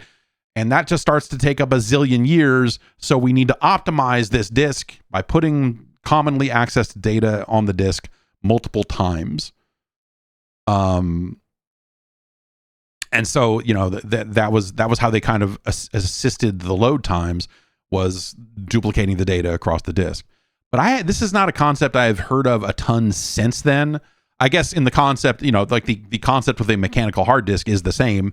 There is still a mechanical head that has to seek across the disk and find it. That's why we would defrag drives back when we used mechanical disk drives all the time. He says, as if he doesn't have 6 of them spinning in a garage full of God knows what. But yeah, that was always kind of the reasons behind that, is, to kind of help speed up a lot of loads. And I'm sure it happened before this, but I primarily remember hearing about it in conjunction with the PS3, and in conjunction specifically with like damn, they put a really slow Blu-ray drive in this thing, and oh god, it'll take minutes to load this level unless we employ specific tactics to help with that. And so I remember that being something that PS3 developers kind of had to contend with, among other things, was to sort of deal with all that shit. This is really neat. This is obviously not something that's going to assist every game, and I assume that as more and more games say, "Fuck it, we require an SSD." This is not that huge of a deal, but I guess yes, it's they straight up say, "Thanks to our partners at Nixies, we have reached the goal much sooner than expected," and they've deduped all the data. This is something. It's still a beta because they're saying like this might break mods if you have mods installed. And we're also still doing some testing. It should just work as normal, but it is opt-in right now on Steam. And so if you're not running any mods and you want to test it out, you can opt into that beta branch, and it will free up around 130 gigs on your hard drive, which is kind of crazy. That's a fucking lot. That's not like some small amount. That is as they have done the math, 85% smaller than the base install. That's wild, man. That's fucking crazy. But yeah, that is pretty neat. It does still have load times. They say the majority of the loading time in Helldivers 2 is due to level generation rather than asset loading. This level generation happens in parallel with loading assets from the disk, and so it's the main determining factor of the loading time. But yeah, you can opt into that now, and if for whatever reason it doesn't work, you can opt back out of it, and it will go back to the base version because they are still doing some testing with that. Speaking of testing, they have been testing lobbies in Mortal Kombat Legacy Collection for a little bit here. You can opt into that beta as well, and that's only on PC. It's not something they've rolled out wide yet, and that seems to be working better for just finding matches. Honestly, that was kind of the hard thing. Was you would just say, "I want to play Mortal Kombat 3," and then you would just have to hope that someone else was also saying that somewhere else in the world around the same time as you, so that you would be in the same matchmaking queue. Now you can just create a lobby and say, "I am here playing Mortal Kombat 3," and people will be able to see that and join it, or they'll be able to see any other game that's running and be able to join whatever's running and go like, "Okay, fine, I'll play some Mortal Kombat Trilogy, I guess, because no one wants to play MK3 or whatever it is." And that's been running pretty well for me. I've not played a ton of it since the beta hit, but that's it's nice to see that stuff rolling out in some form relatively quickly. They've also said that they are working on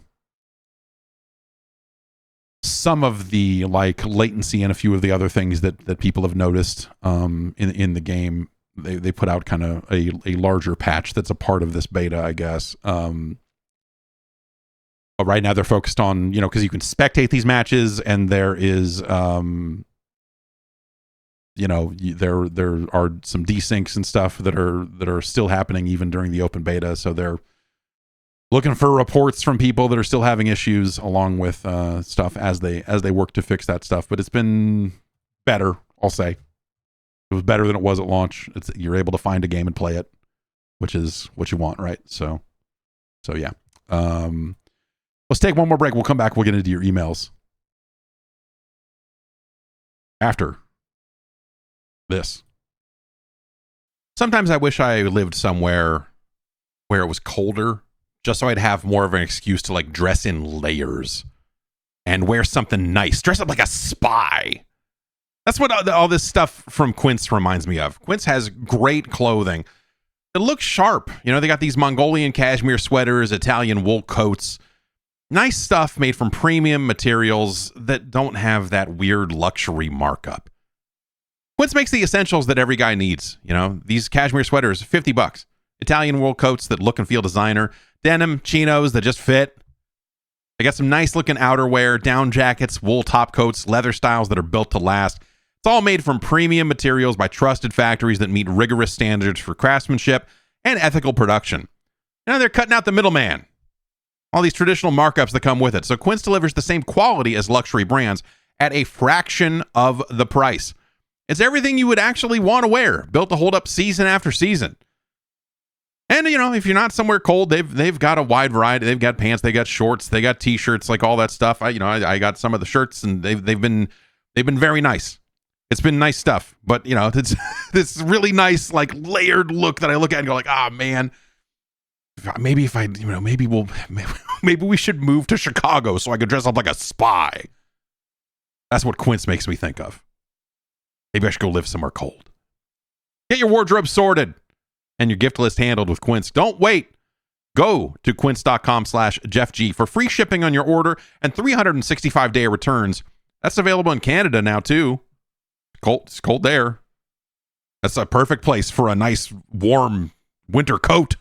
That's QUINCE.com/JeffG. Free shipping and 365-day returns. Quince.com/JeffG.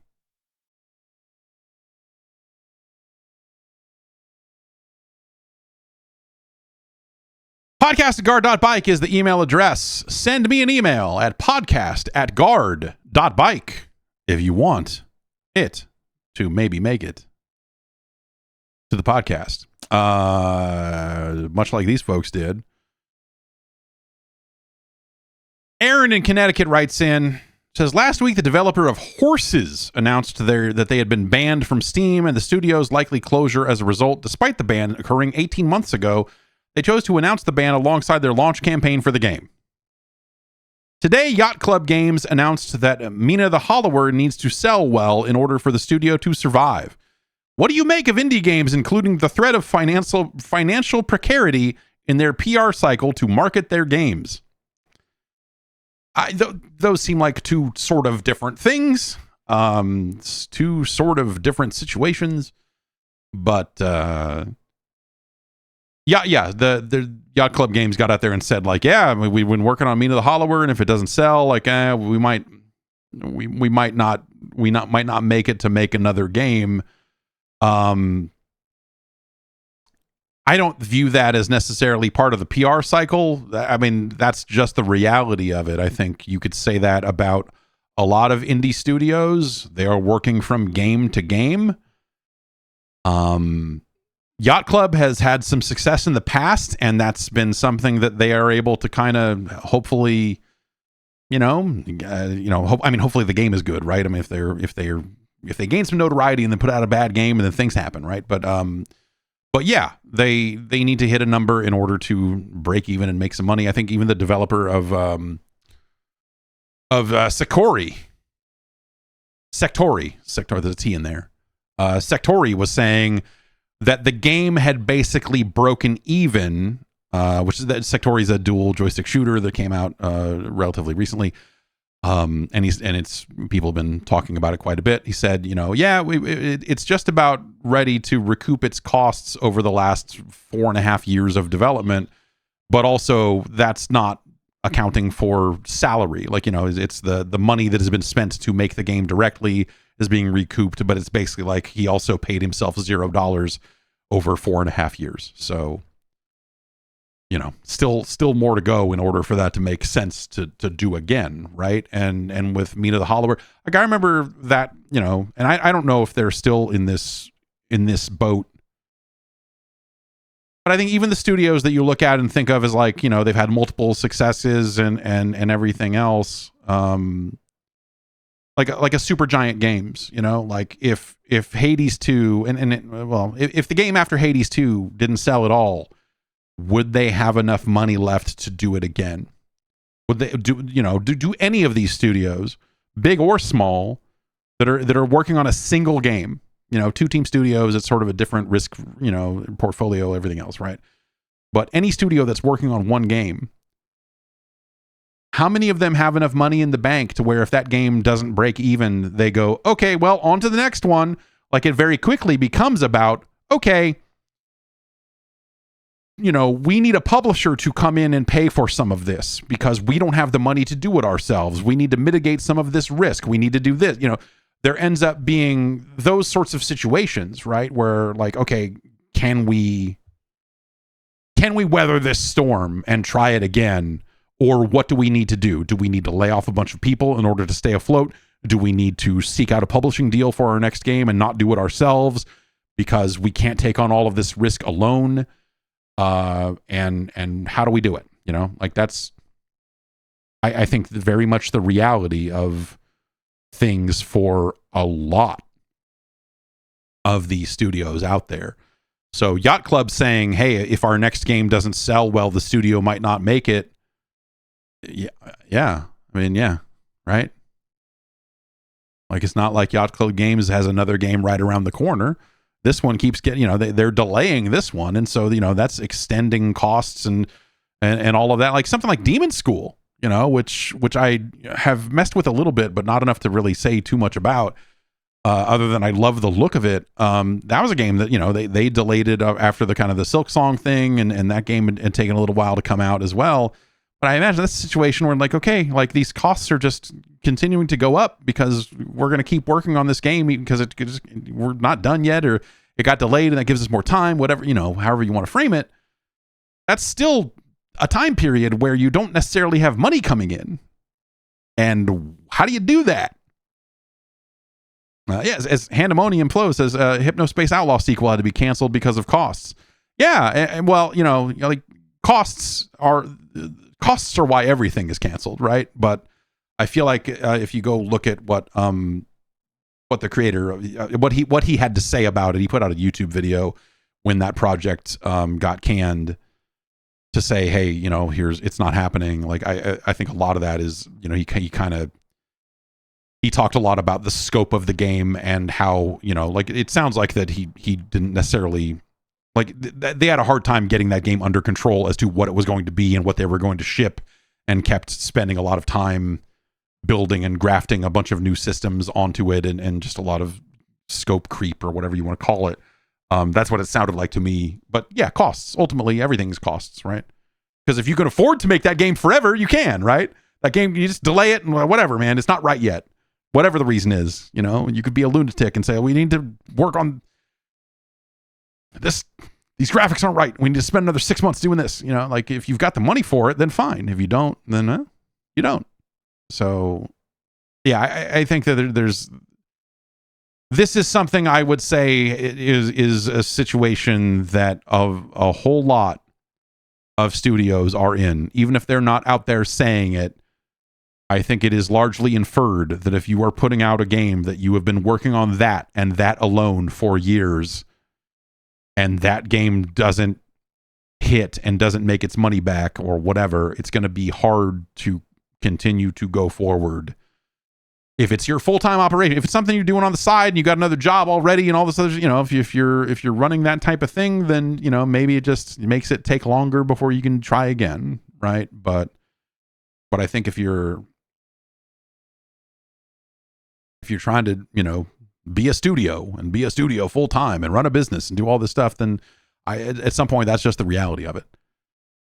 It's not a pleasant reality, but also it's not necessarily a reality that is like, it's kind of always been that way. I think since a lot of studios started self-publishing and whatever else. Yeah, I think there's a lot of risk in doing this. And so if the risk doesn't pay off, yeah, you wouldn't have the resources to try it again.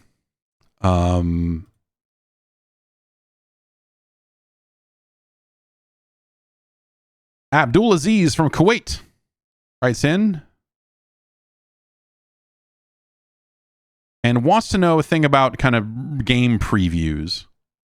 Why do some developers or publishers only let gaming press play demos behind closed doors and then talk about them, instead of just putting the demo on digital stores so that everyone can download it? I get the common explanation. The demo might be rough, not optimized, not fully representative, or full of placeholder assets, and journalists are supposed to understand that context. But honestly, players deal with rough edges all the time now, so it feels like the audience could handle it too. No. I'm just going to say you're wrong. The audience can't handle that. I would also go so far as to say that so much institutional knowledge has been drained out of the media that I don't think a lot of the press can handle it anymore either. Because I think you need a somewhat particular eye and something of an understanding for how games come together before you can see a video game in development and go, okay, yeah, this may still come together. If you're just talking about what you see, I guess what I would say is, if you're providing information about a game you saw with zero caveats, which a lot of people do when they see unreleased versions of games. Oh, the frame rate was shit. Yeah, no kidding. They might have months left to optimize that game. Like, yeah, guess what? It doesn't run great every step of the way. Like, oh, it was very unbalanced. Like, yeah, this multiplayer game that's not out yet, they might not have nailed the balance yet, you think? And so showing that to people who are then like gonna make their pre-order decision based on some of those things is just don't do it. The level of polish and cleanup that you should do to a demo that you are putting in front of the public is just about the same level you should be putting into your finished game. And that's why making demos sucks in a lot of cases. Because you're like, oh, this game has a crash bug we found out by shipping a demo on PC, and whoops. And so in a preview build, you can pop open a debug menu and load in a map and hand someone a controller and go, yeah, so this is the map we're showing people today. If you're putting out a public demo, you're coding a menu that automatically loads this. You're doing work specific to that demo. You're doing a specific build for the demo. You're stopping work on the real video game to try to make this demo better. And then 6 months later, that demo is not representative of the final product anymore anyway. And so the demo gets pulled down. And so, it is a massive waste of resources in a lot of cases.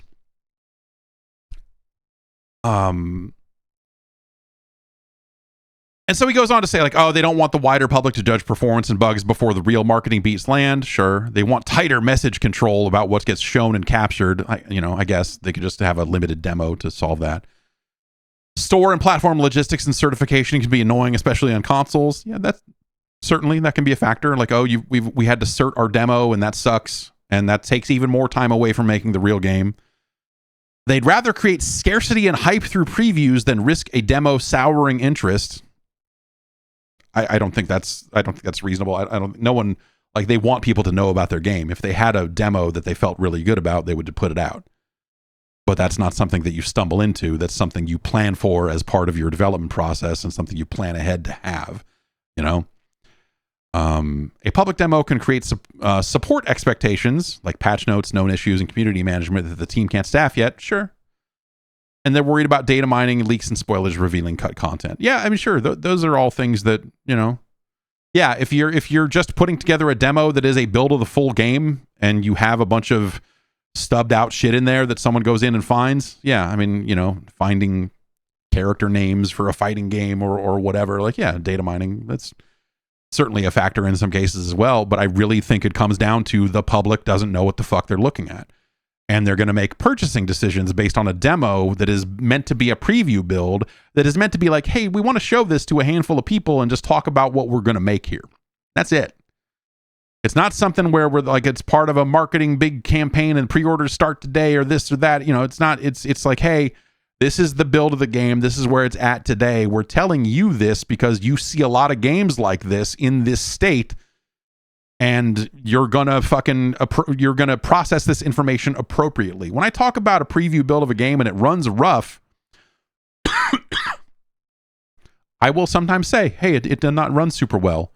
But that is always going to come with the caveat of like, but also it's not out for 8 months or hey, like obviously, this could be an old build. We don't, there's things about this that we don't know purely what it was, how far along this part of the game was and vice versa, right? So that's always the thing that gets me, man. This was something that I want to say EGM pulled back in the day. It was like a Dan Shu editorial where it was like, And I mean, I think this was it. And if not, I apologies.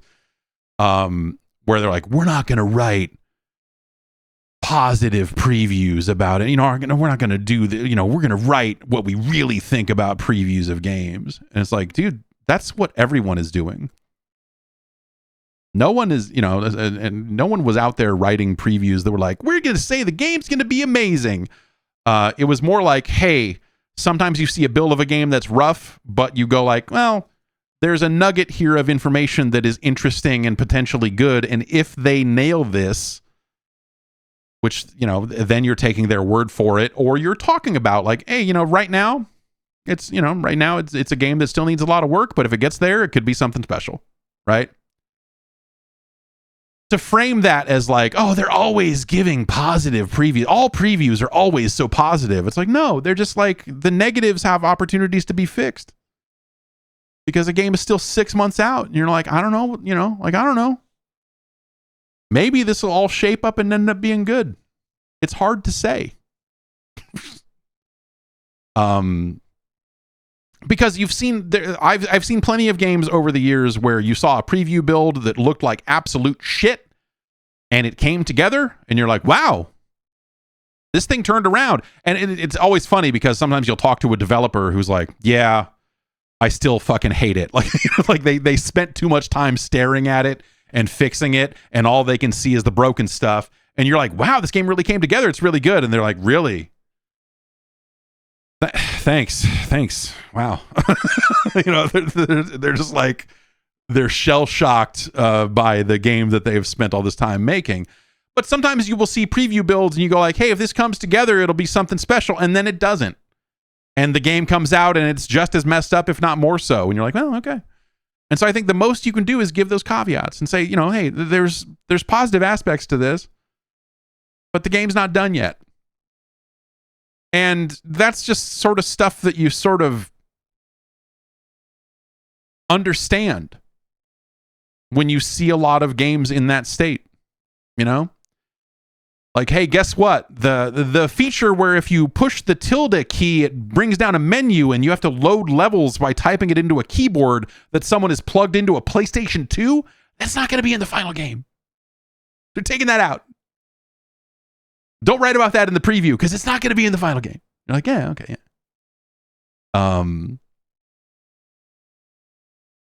And so, that whole thing is just kind of ridiculous. Mudron says, that happened after EGM started rating E3 demos after the 1UP podcasts would talk about how so many bad games demoed poorly at E3.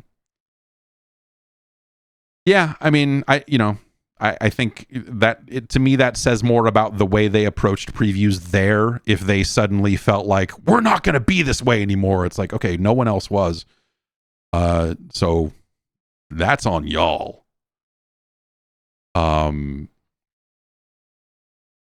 But I do think that, you know, like you kind of never know if a game is going to come together. You see bad games in previews and you know, not so much anymore because previews don't happen the same way anymore or with the same frequency that they used to. And I think because of whether it's, you know, because the press just doesn't have what it used to in terms of seniority and people who have been there long enough to understand that, or the way that a lot of publishers are kind of going after more of the kind of creator end of things. You do see like when they put out preview builds of games nowadays, it often is polished up a lot more. And it's a shame. It's a shame that things are at a point where they have to do all that work. They shouldn't have to. But even in those cases, you know, there are still situations like, you know, I played a multiplayer game at the Summer Games Fest or something like that, and it was still like, you know, okay, like we're playing this thing and they've got a guy on the headset who's kind of talking us through the menus because the menus aren't final and whatever else, and you're like, okay, yeah, I mean the menus aren't final. You're not going to come back and go like, the menus were terrible. Like, okay. Like what are we mad about here? Like what are you calling out? But yeah, it always was, especially back then. But I think it is still a factor of just like, you know, a lot of the stuff you're saying about not wanting to support a demo and not have, you know, like a demo being not representative of where the game is at because you put it out for some Steam demo fast 2 years before your release or whatever. You know, like a lot of that stuff. A lot of that stuff is just kind of weird. But like, I think a lot of developers are compelled to do that because they need to stand out. They need to make their way onto wish lists. They need to play the game as Steam wants it to be played. And so I imagine that there's a lot of extra work that goes into making a game these days that doesn't make it into the final product because you had to spend a bunch of time getting a demo ready for a Steam event. And then maybe you took that demo to Bit Summit, or maybe you took it to MagFest, or, like, who knows, where that demo can go in addition to that. But larger studios will go like, oh, well, we want to have new content for Summer Games Fest and then for Gamescom, and then we want to have something new for TGS. And so, you end up with these multiple beats, and, you're not going to polish up each one of those and put them out for the public to see. It's just not, there's no reasonable reason to do that.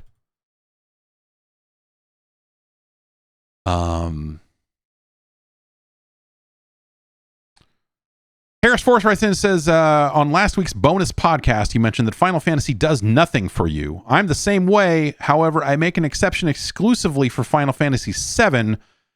Playing it at a young age, I really appreciated the dirty, dark industrial designs when compared to the bright storybook-like settings of the other entries in the series. I don't seem to be alone in this evaluation. Years of spin-off games and remakes prove that Final Fantasy VII leverages some kind of special sauce, which causes it to rise above the rest. As hardware fidelity improved, future Final Fantasy VII games began to present things as more anime, very different from what I pictured in my head back when all I had to work with was simple in-game models and instruction manual art. Now, there's nothing inherently wrong with anime, but it's not my personal cup of tea, and I never associated it with Final Fantasy VII. As the anime dial gets turned up over time with Final Fantasy VII, I found myself becoming less interested in it to the point where I think if Final Fantasy VII were to debut today, I possibly wouldn't even consider buying it. I don't see this as a negative. It just goes to show just how technically impressive and how strong of a vibe that original game creates on the original PlayStation. As someone who is not into the series as a whole, did you ever find yourself appreciating Final Fantasy VII in isolation? When you initially saw the game, did you approach it as a new beginning for a series you didn't like, or was it always just another Final Fantasy to you? Has Final Fantasy always been anime and my elementary school brain was just too media illiterate to know it? Anime meant a different thing all those years ago, right? I mean, that's kind of, anime today is not, especially in video games, especially that style in that art style. You could argue that Final Fantasy was always anime, I suppose.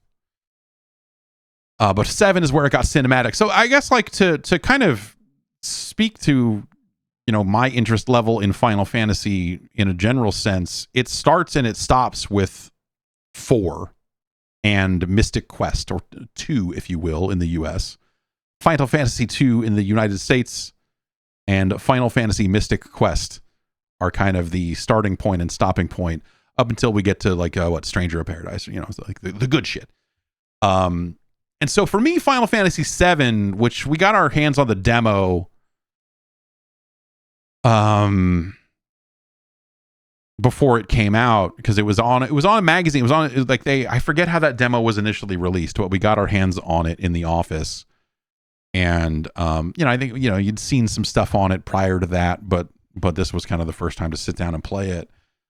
And for me, the part about Final Fantasy VII and the vast majority of the games that came after it are that I just don't like sitting around watching that bullshit. I want to play a fucking video game. My stance on this has softened a little bit over the years, because this is the same exact thing I would say about Metal Gear Solid.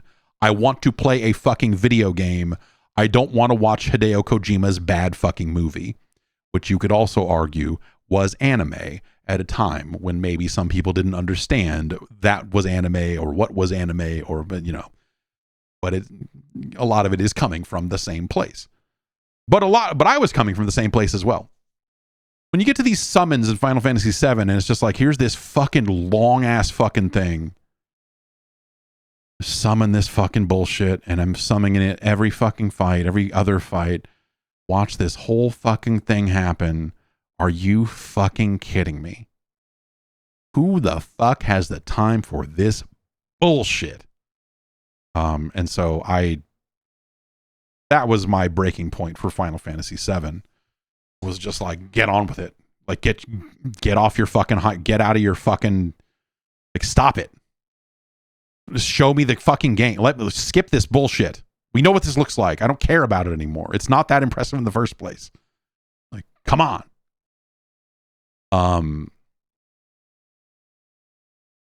And so that, to me, that was the big problem with Final Fantasy VII, was just like, I don't want to fucking do this shit.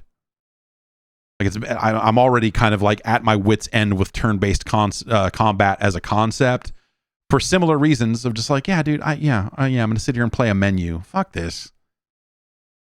And again, you know, some of this stance has softened over the years, but that was my big problem with Metal Gear and with Final Fantasy VII, was like, get out of your own way. I'm here to play a video game and not look at this stupid shit. And so, you know, like, yeah, Final Fantasy VII to me was just like, I don't think I made it off the first disc, or if I did, I made it into like somewhere in disc 2 and just went like, dude, I'm not going to fucking, fuck this. I'm not reviewing this. I don't have to fucking finish it. I am fucking done with this thing. Fuck this game. But it was, you know, and that's something that they just continued down that road. And, you know, whatever, they made changes here and there as to how they presented the combat and the cutscenes and summons. And, you know, there were certainly some things there that changed. But like, in terms of the characters and the setting and the dialogue and all of that stuff in Final Fantasy VII, like, it did absolutely zero for me. It was like Cloud and this and that. I was like, all right. Like, whatever, man, spiky haired weird asshole with giant sword, and fuck all these people. Like, I just don't care. I just don't care about any of these fucking characters. I don't care about the setting. I don't care about the planet dying. Like, fuck it. Fuck this. This snowboarding is dog shit. Why am I even here? So it's yeah. And the subsequent games in the franchise, like, for me, that was the final breaking point for a good long time. For the genre. That was kind of, to me, that was the door closing. You know, that was like, okay, you know, like, I love the Phantasy Star 2 and 3. I didn't make time for 4 because I just, you know, it was expensive and I didn't want to buy it. And so I never ended up playing much of that. I enjoyed Final Fantasy 2 just fine when it came out here in the States. And, you know, Mystic Quest is obviously like a very simple video game, but it's fine. You know, like, I played Dragon Warrior 1, you know, when it came out, and enjoyed it quite a bit. And so I was never really opposed to the genre as a whole. But Final Fantasy VII was like a moment where that whole thing changed, right? Where they went like, oh, look at this amazing cinematic sequence we can convey to you, and look at all this real-time animation in this turn-based game, and, you know, and we're going to bog this thing down with a whole bunch of horse shit.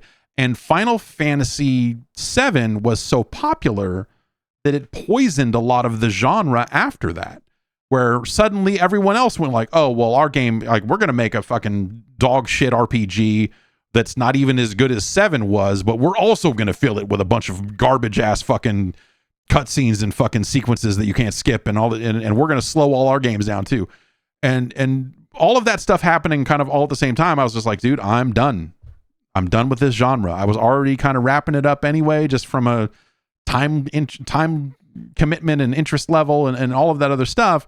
But Final Fantasy VII being what it was, and the approach they took to presenting it to players, was the thing that was the nail in the coffin for that entire genre for me for a long time. Or not, maybe not for a long time, but like, the only allowance I afforded myself at that point was like Persona 1. Which I thought was a really cool, like, Persona 1 was just like, okay, yeah, no, this isn't that. You know, like, Persona, I thought, was a really interesting game. And And it was the first game that I think I had played where you could kind of do the parlay thing and not always fight, which I thought it was an intriguing concept at the time, because I hadn't seen any of the Shin Megami Tensei stuff prior to that. But Persona 1 specifically, I thought was a really cool game.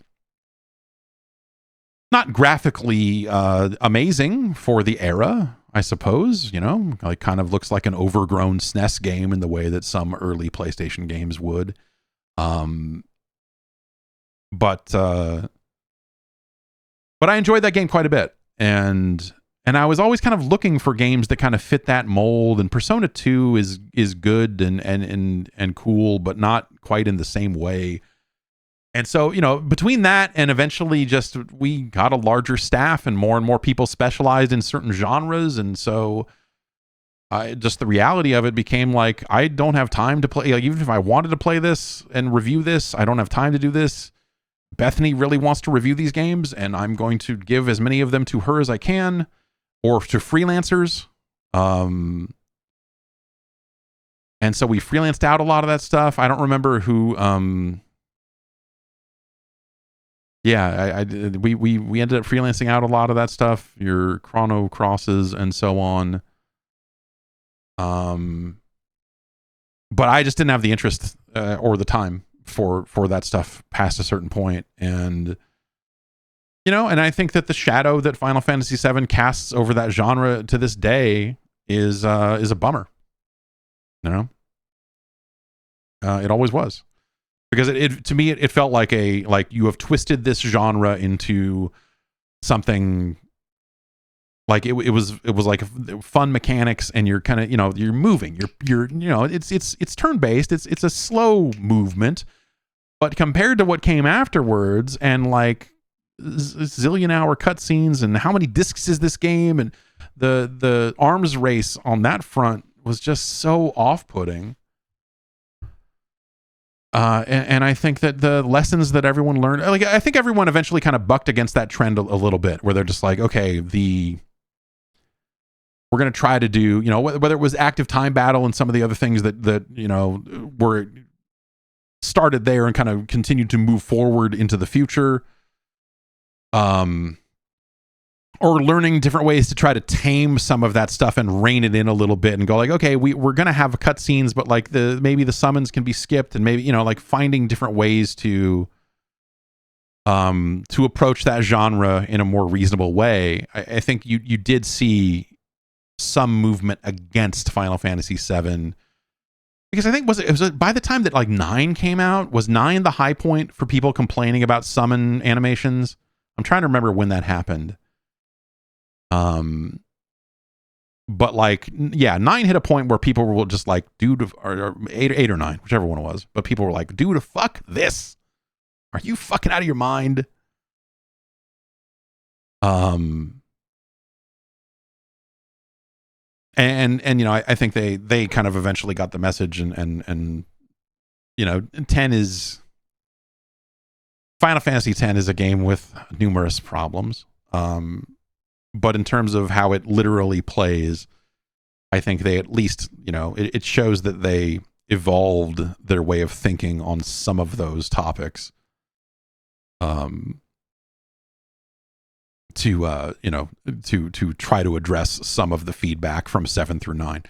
But yeah, Final Fantasy VII to me was that definitive turning point for an entire genre that I think made the genre worse. Generally speaking, kind of destroyed the genre in a lot of ways. We started to get to throwbacks, and we started to get to games that are just like, we're gonna bring back the feel of the old stuff. And you had like your Dragon Quest VII, which I remember that coming out and hearing how long it was and how people were so stoked for it, and like Dragon Quest VII was another real weird moment there in a different way. But yeah, I just at some point, like, that genre just I think became so maximal in its presentation at the expense of the gameplay. Or they spread out your time playing the game so much that you're just like, fuck, who the fuck has time for this? The answer was I did. I'm a single guy. I got nothing but time. But even I didn't have time for that fucking bullshit. Fuck that shit. Yeah, Final Fantasy VII ruined video games. In conclusion, Final Fantasy VII is where it all went wrong.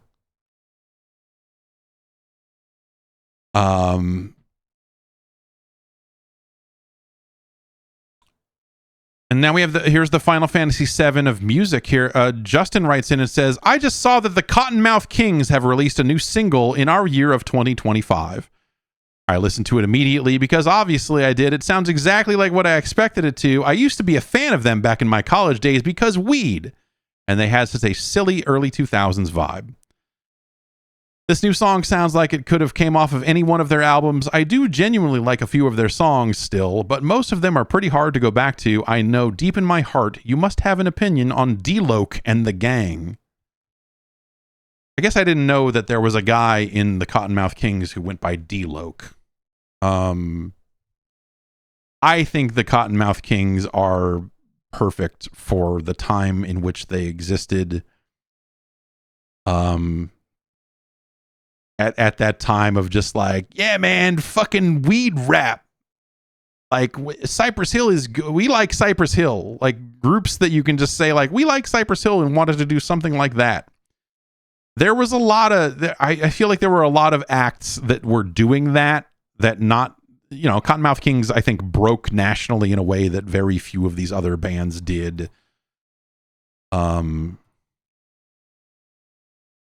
And I don't know, Cottonmouth Kings are just so, like, they just seem so Juggalo adjacent at this point. You know what I mean? I'm sure that they, like, if they're not at the gathering every year, then it must be every other year, right? I'm now looking at the Cottonmouth Kings Wikipedia page. Formed in 1996 by D-Loc and Saint Dog. The group advocates for legalizing cannabis. Yeah, I think, like, 96 is the right time for, like, rap rock about weed, I guess. It's, it's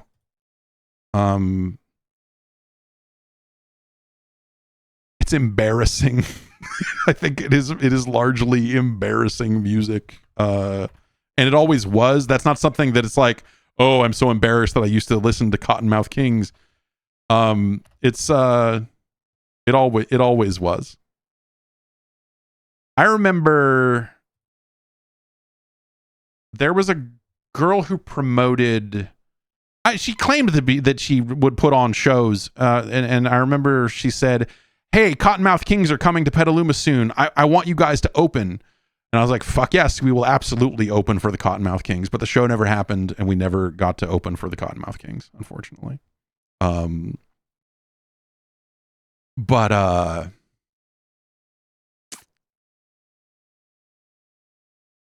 it's just like, there's a rap about what you know thing. Like, look, okay, white rappers, right? They come in like a few different. There's only like a few different archetypes for like the white rapper, and it's like you're either nerdcore or you're in a rap rock band about weed or like a secret third thing. And I feel like there was no shortage of just like shit ass fucking white rap groups with live bands. But as speaking as someone who in 1996 was in a white rap group with a live band behind us, a lot of it is fucking terrible. but we didn't rap about weed. So I guess we had that going for us. But yeah, there was a ton of this. There was a ton of guys who were just like, yeah, I don't know, man. We grew up listening to Run DMC, and then we decided we were going to start a band, but we didn't, I don't know, turntables, I don't know. My friend plays guitar, and so he goes, and then I go, yeah, hell yeah, and then I got a verse, and and that's, that shit was a dime a dozen. Cottonmouth Kings was just the one to somehow hold on long enough to I don't like get over. I don't know what to say about it other than I think they were always bad, which is to say I probably heard one or two Cottonmouth King songs that I would say were mildly catchy, but also they're no funk junkies. You want to know about the Cottonmouth Kings? The funk junkies did it better. How about that? The funk junkies with their cover of that Kiss song. The funk junkies are truly terrible. But I like more funk junkie songs than I like Cottonmouth King songs. I'll say that. I don't know. D-Loc has put out a solo. See, I'm confused, and thankfully, Wikipedia is solving the confusion because at the top of the D-Loc page it says, "For the Oakland, California rapper of the same name, see 415 group." I'm like, yeah, D-Loc from the 415. Like, no, apparently the guy from Cottonmouth Kings also called himself D-Loc. Because of course he did. His name is Dustin. Hey, Dustin. Let's drop some hot raps. Anyway.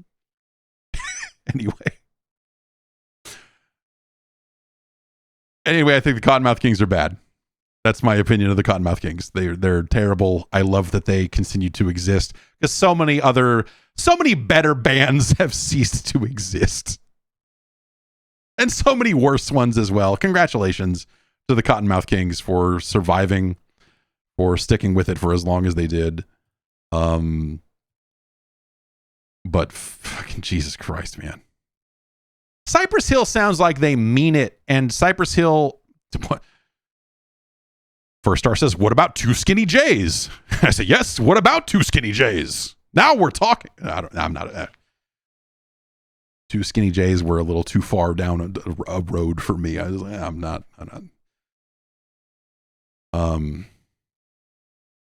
But I don't know, like, and then, years later, when I wasn't really rapping so much anymore, the band I was in, we played with MC Chris and I don't know. Their nerdcore thing for as like, I think is largely embarrassing as most like white guy live band weed rap is, which is separate from nu metal. Like people want to go like, oh, you're just talking about nu metal. Like, no, not really. Nu metal is not really a thing. Like nu metal is a nu metal means something different than this. It's not like nu metal was kind of deliberately harder in a lot of ways. And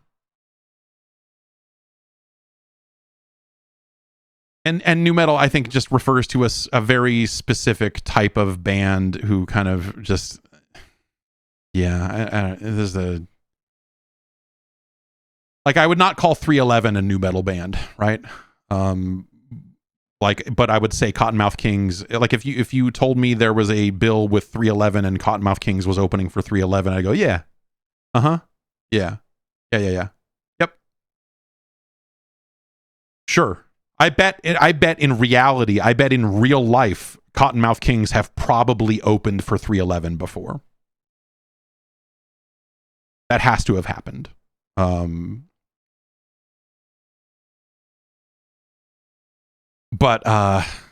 yeah, I don't know. Like, there's so much of that shit. Like nerdcore rap, I find largely unpleasant with rare exception.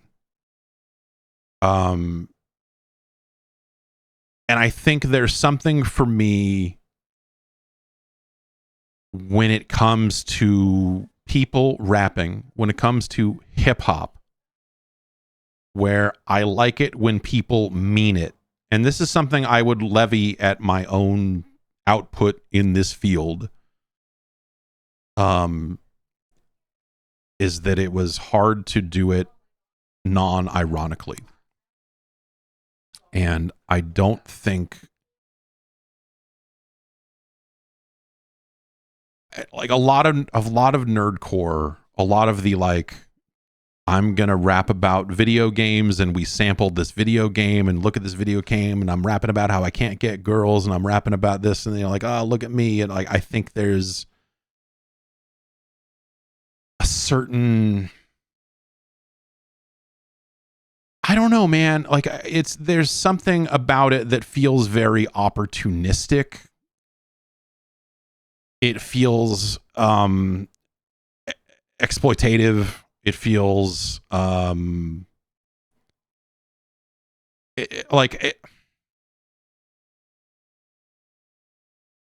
I don't mean to say this blanket as a blanket term about anything that you would ever consider to be anywhere remotely close to nerdcore rap or whatever. But I think that if I'm to generalize about a lot of the kind of larger acts in that space,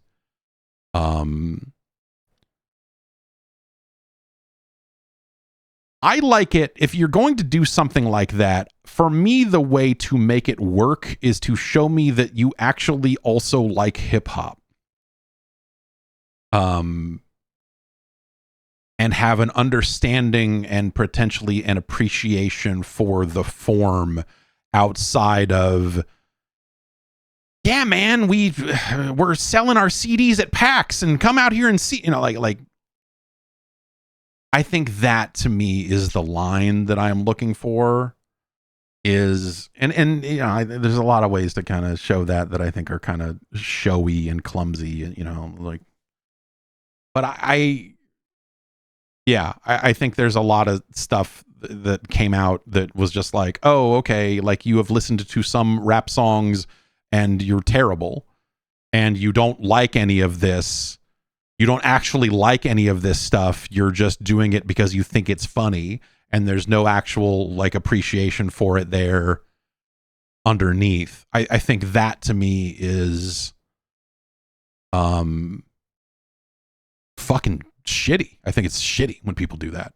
And I feel like a lot of the stuff that came out, and it's probably tighter now just because like fucking shit changes.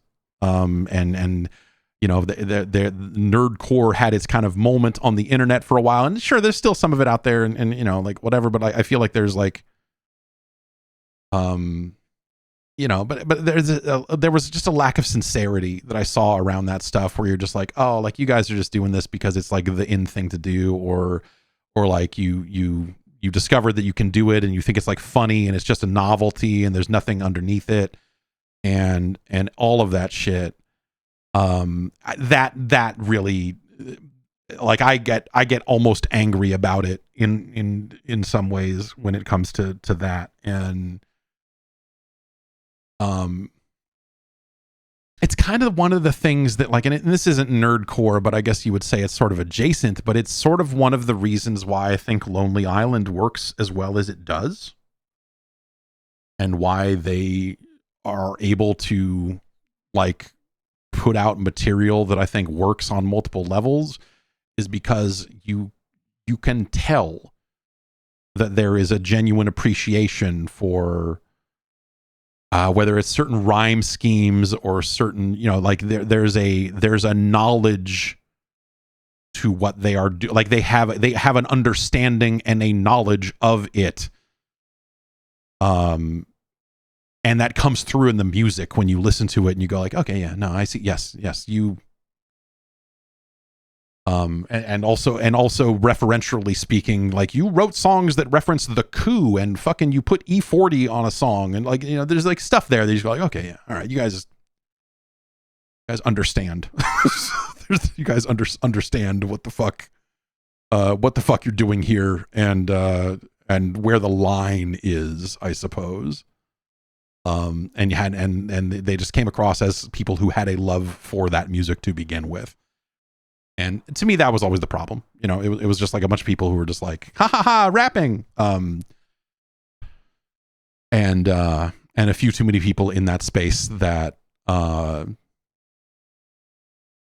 just were very surface level when it came to a lot of that, or just didn't really have it. And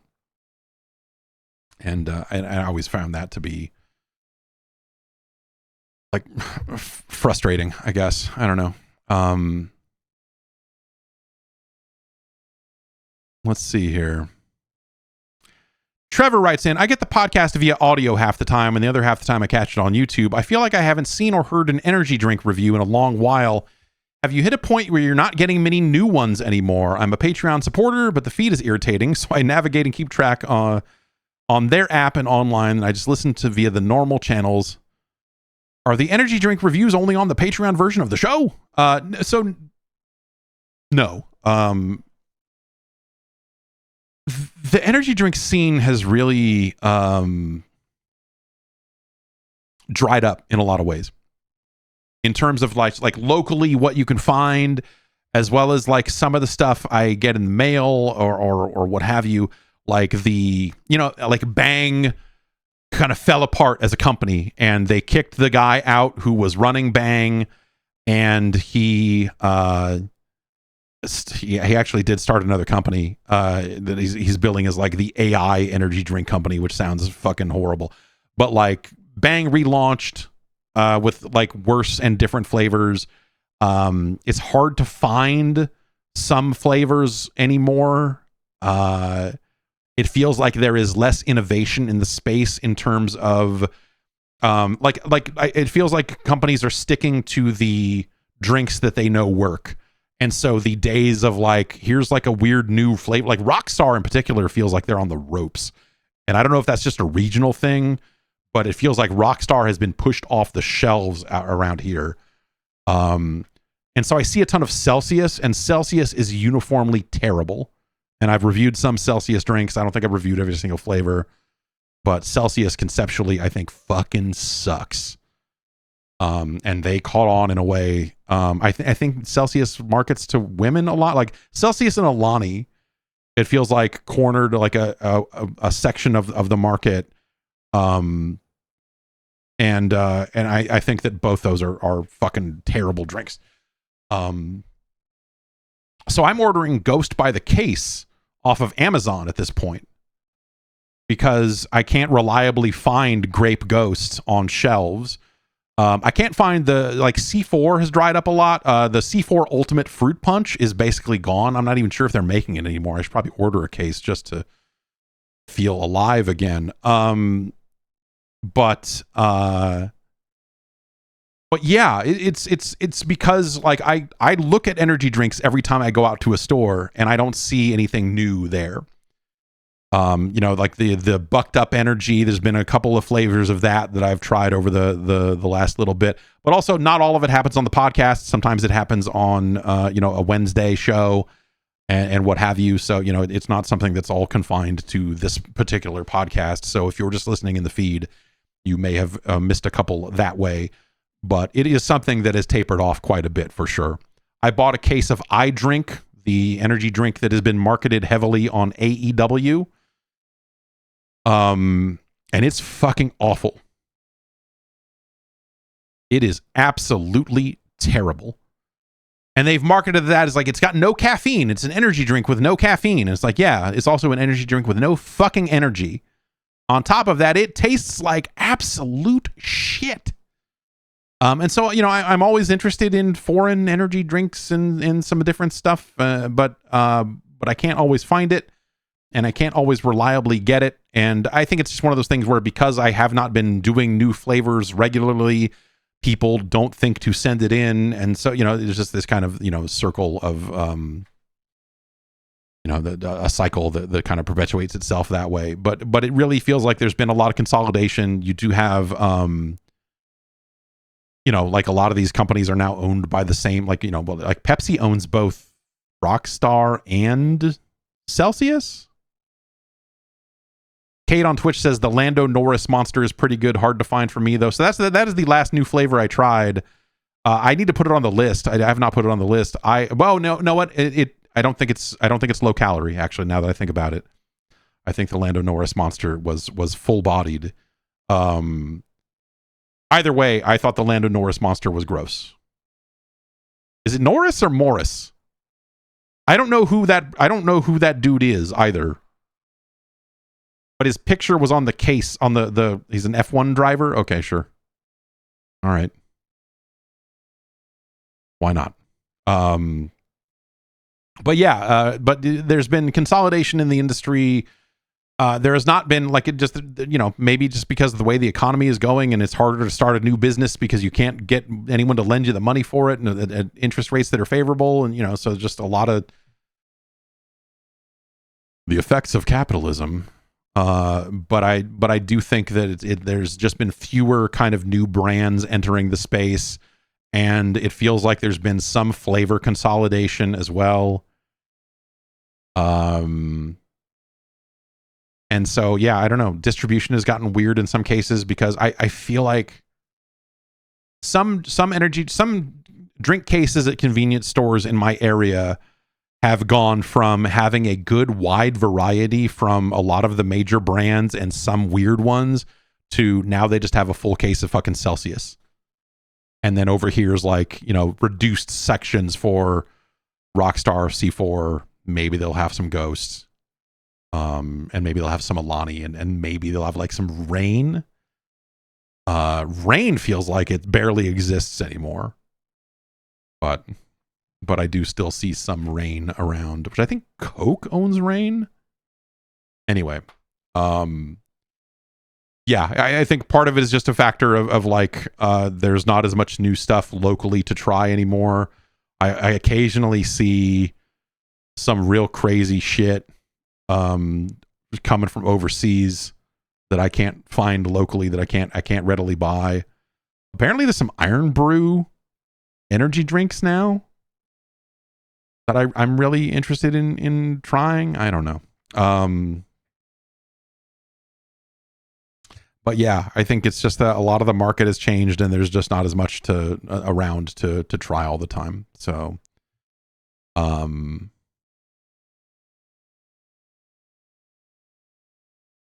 let's take one more here.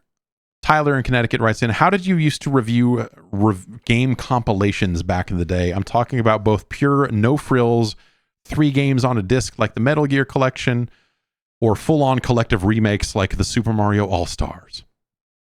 Is it a median score of all the games collected within? Do bonus features like concept art and dev interviews make a difference? So back then, if you didn't add anything new to the games and it was just here's 3 games, but they're on one disc and here's a menu, or more often than not, you would just open up the pack and go, oh, these are all the same discs. It's just all in one case now. We didn't review those. We didn't re-review. If it was just the same game again, like we weren't going to review any of that stuff. If they put in actual work, whether it was a remake of the game or a full-on compilation that had kind of some new features or just kind of new stuff to it, then we would approach it like it was a new release, or it would be an opportunity to re-review some games or what have you. But like in the situations you're talking about, we definitely would have reviewed Super Mario All-Stars. I did not have a place to review Mario All-Stars when it came out, or initially. I was not working at the time. But I was working enough to where I got a copy of Super Mario All-Stars for free from Nintendo, but I was not covering games actively in very many places at that point. And so a lot of it, especially in the PlayStation era, was just like they were just getting a bigger CD case and putting 3 discs in there and saying, here's your 3 games. And so they were literally the same games. Sometimes they'd rework them to be on one disc, but even then, there was a bar where it was like, okay, you need to do more for us to kind of look at it again. Spring Break My Heart says GameSpot reviewed old Nintendo games on Wii, and I always found that weird. Like they gave Super Metroid an 8.5. You know why we did that? Because it was fun. As we wanted to write about those games. And so when we had an opportunity to review some of those old games that predated the existence of the site, we were like, oh, fucking awesome. That's so cool. Of course, we ended up freelancing out a ton of them. I remember being really upset about our review of Lunar Pool because it was lower than it should have been. I was like, no, Lunar Pool is awesome. What the fuck is wrong with you people? Alex was handling that stuff. Alex was assigning out some of that stuff. He had one freelancer that was doing a ton of that specific kind of virtual console work. And there were a few other people that were doing it too. But yeah, it was just fun. It was just fun to cover those games, Like that was like initially GameSpot didn't have room for old games. Like there were no platform pages for the SNES or the Genesis or any of that stuff. It was initially just a PC site, and when we launched Video Game Spot, we only created sections for the PlayStation, the Saturn, the N64, and Game Boy. I think we might not have even had Game Boy at launch. We may have added that a little bit after the fact. But I eventually, I just kind of just on the low started talking to one of the engineers and said, hey, how hard would it be to add platforms to the site? Like if we just wanted to put game pages for Super Nintendo games here so that like user reviews could happen, or, like we could put up screenshots or, videos. If we wanted to have like a Super Metroid page on the site, like what would it take to do that? And he was just like, yeah, we could. I mean, there's nothing stopping us. It's just a table of platforms. Like there would be some broken graphics because, because there were platform specific graphics that existed in various portions of those pages where it would say Saturn or whatever. And so those would be broken. And so I think we went to a designer and said, can you make like a blanket, like retro or other, just like something that we can use to plug into these spots and not have to make one for every single platform known to man. And he was like, yeah, sure. And so he made those. They got uploaded to the site. They were rsynced to the production server. And then in the database, we made the changes to add SNES. And then magically one day I was able to just add SNES games to the site. And so I just started doing it without telling anyone. I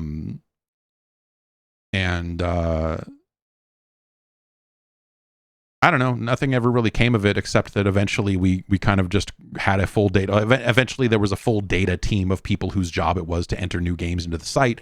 And eventually there was a lot of check prices links all over every page on the site.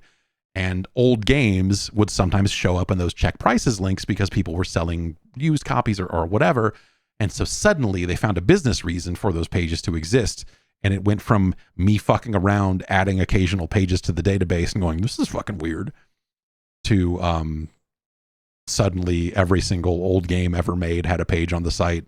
And then when we bought GameFAQs and merged with GameFAQs, they had a whole database that we wanted to tie to our database so that they would stay in sync. And so there was a lot of clashes in the product database for which site had priority or whatever. There's a lot of weird shit like that that had to be dealt with at that time. But yeah, I don't know. Like it used to just not exist at all, but we thought it would be fun to review those games. And this the time of us reviewing those games, because those went up as like Wii reviews, I think.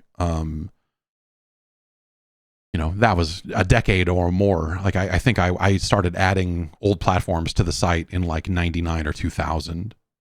Me and Clovis on the engineering team making that happen. But yeah, it was just fun. I don't know. Anyway, that's going to do it for the show. Thanks everybody. I'll be back tomorrow. We'll hang out. We'll follow up. Maybe play some video games. I have a delivery of a television coming tomorrow. And so that may interrupt the proceedings. That is the garage TV. I need a TV for the garage to get ready for all of this stuff to move out of the garage, because I can no longer move the TV that's in this room out there, because where would they play Goat Simulator if I moved this TV out of this room, right? So garage TV. What are you going to do? Ridiculous. Anyway, I'll be back tomorrow. We'll do some stuff with video games. Bye.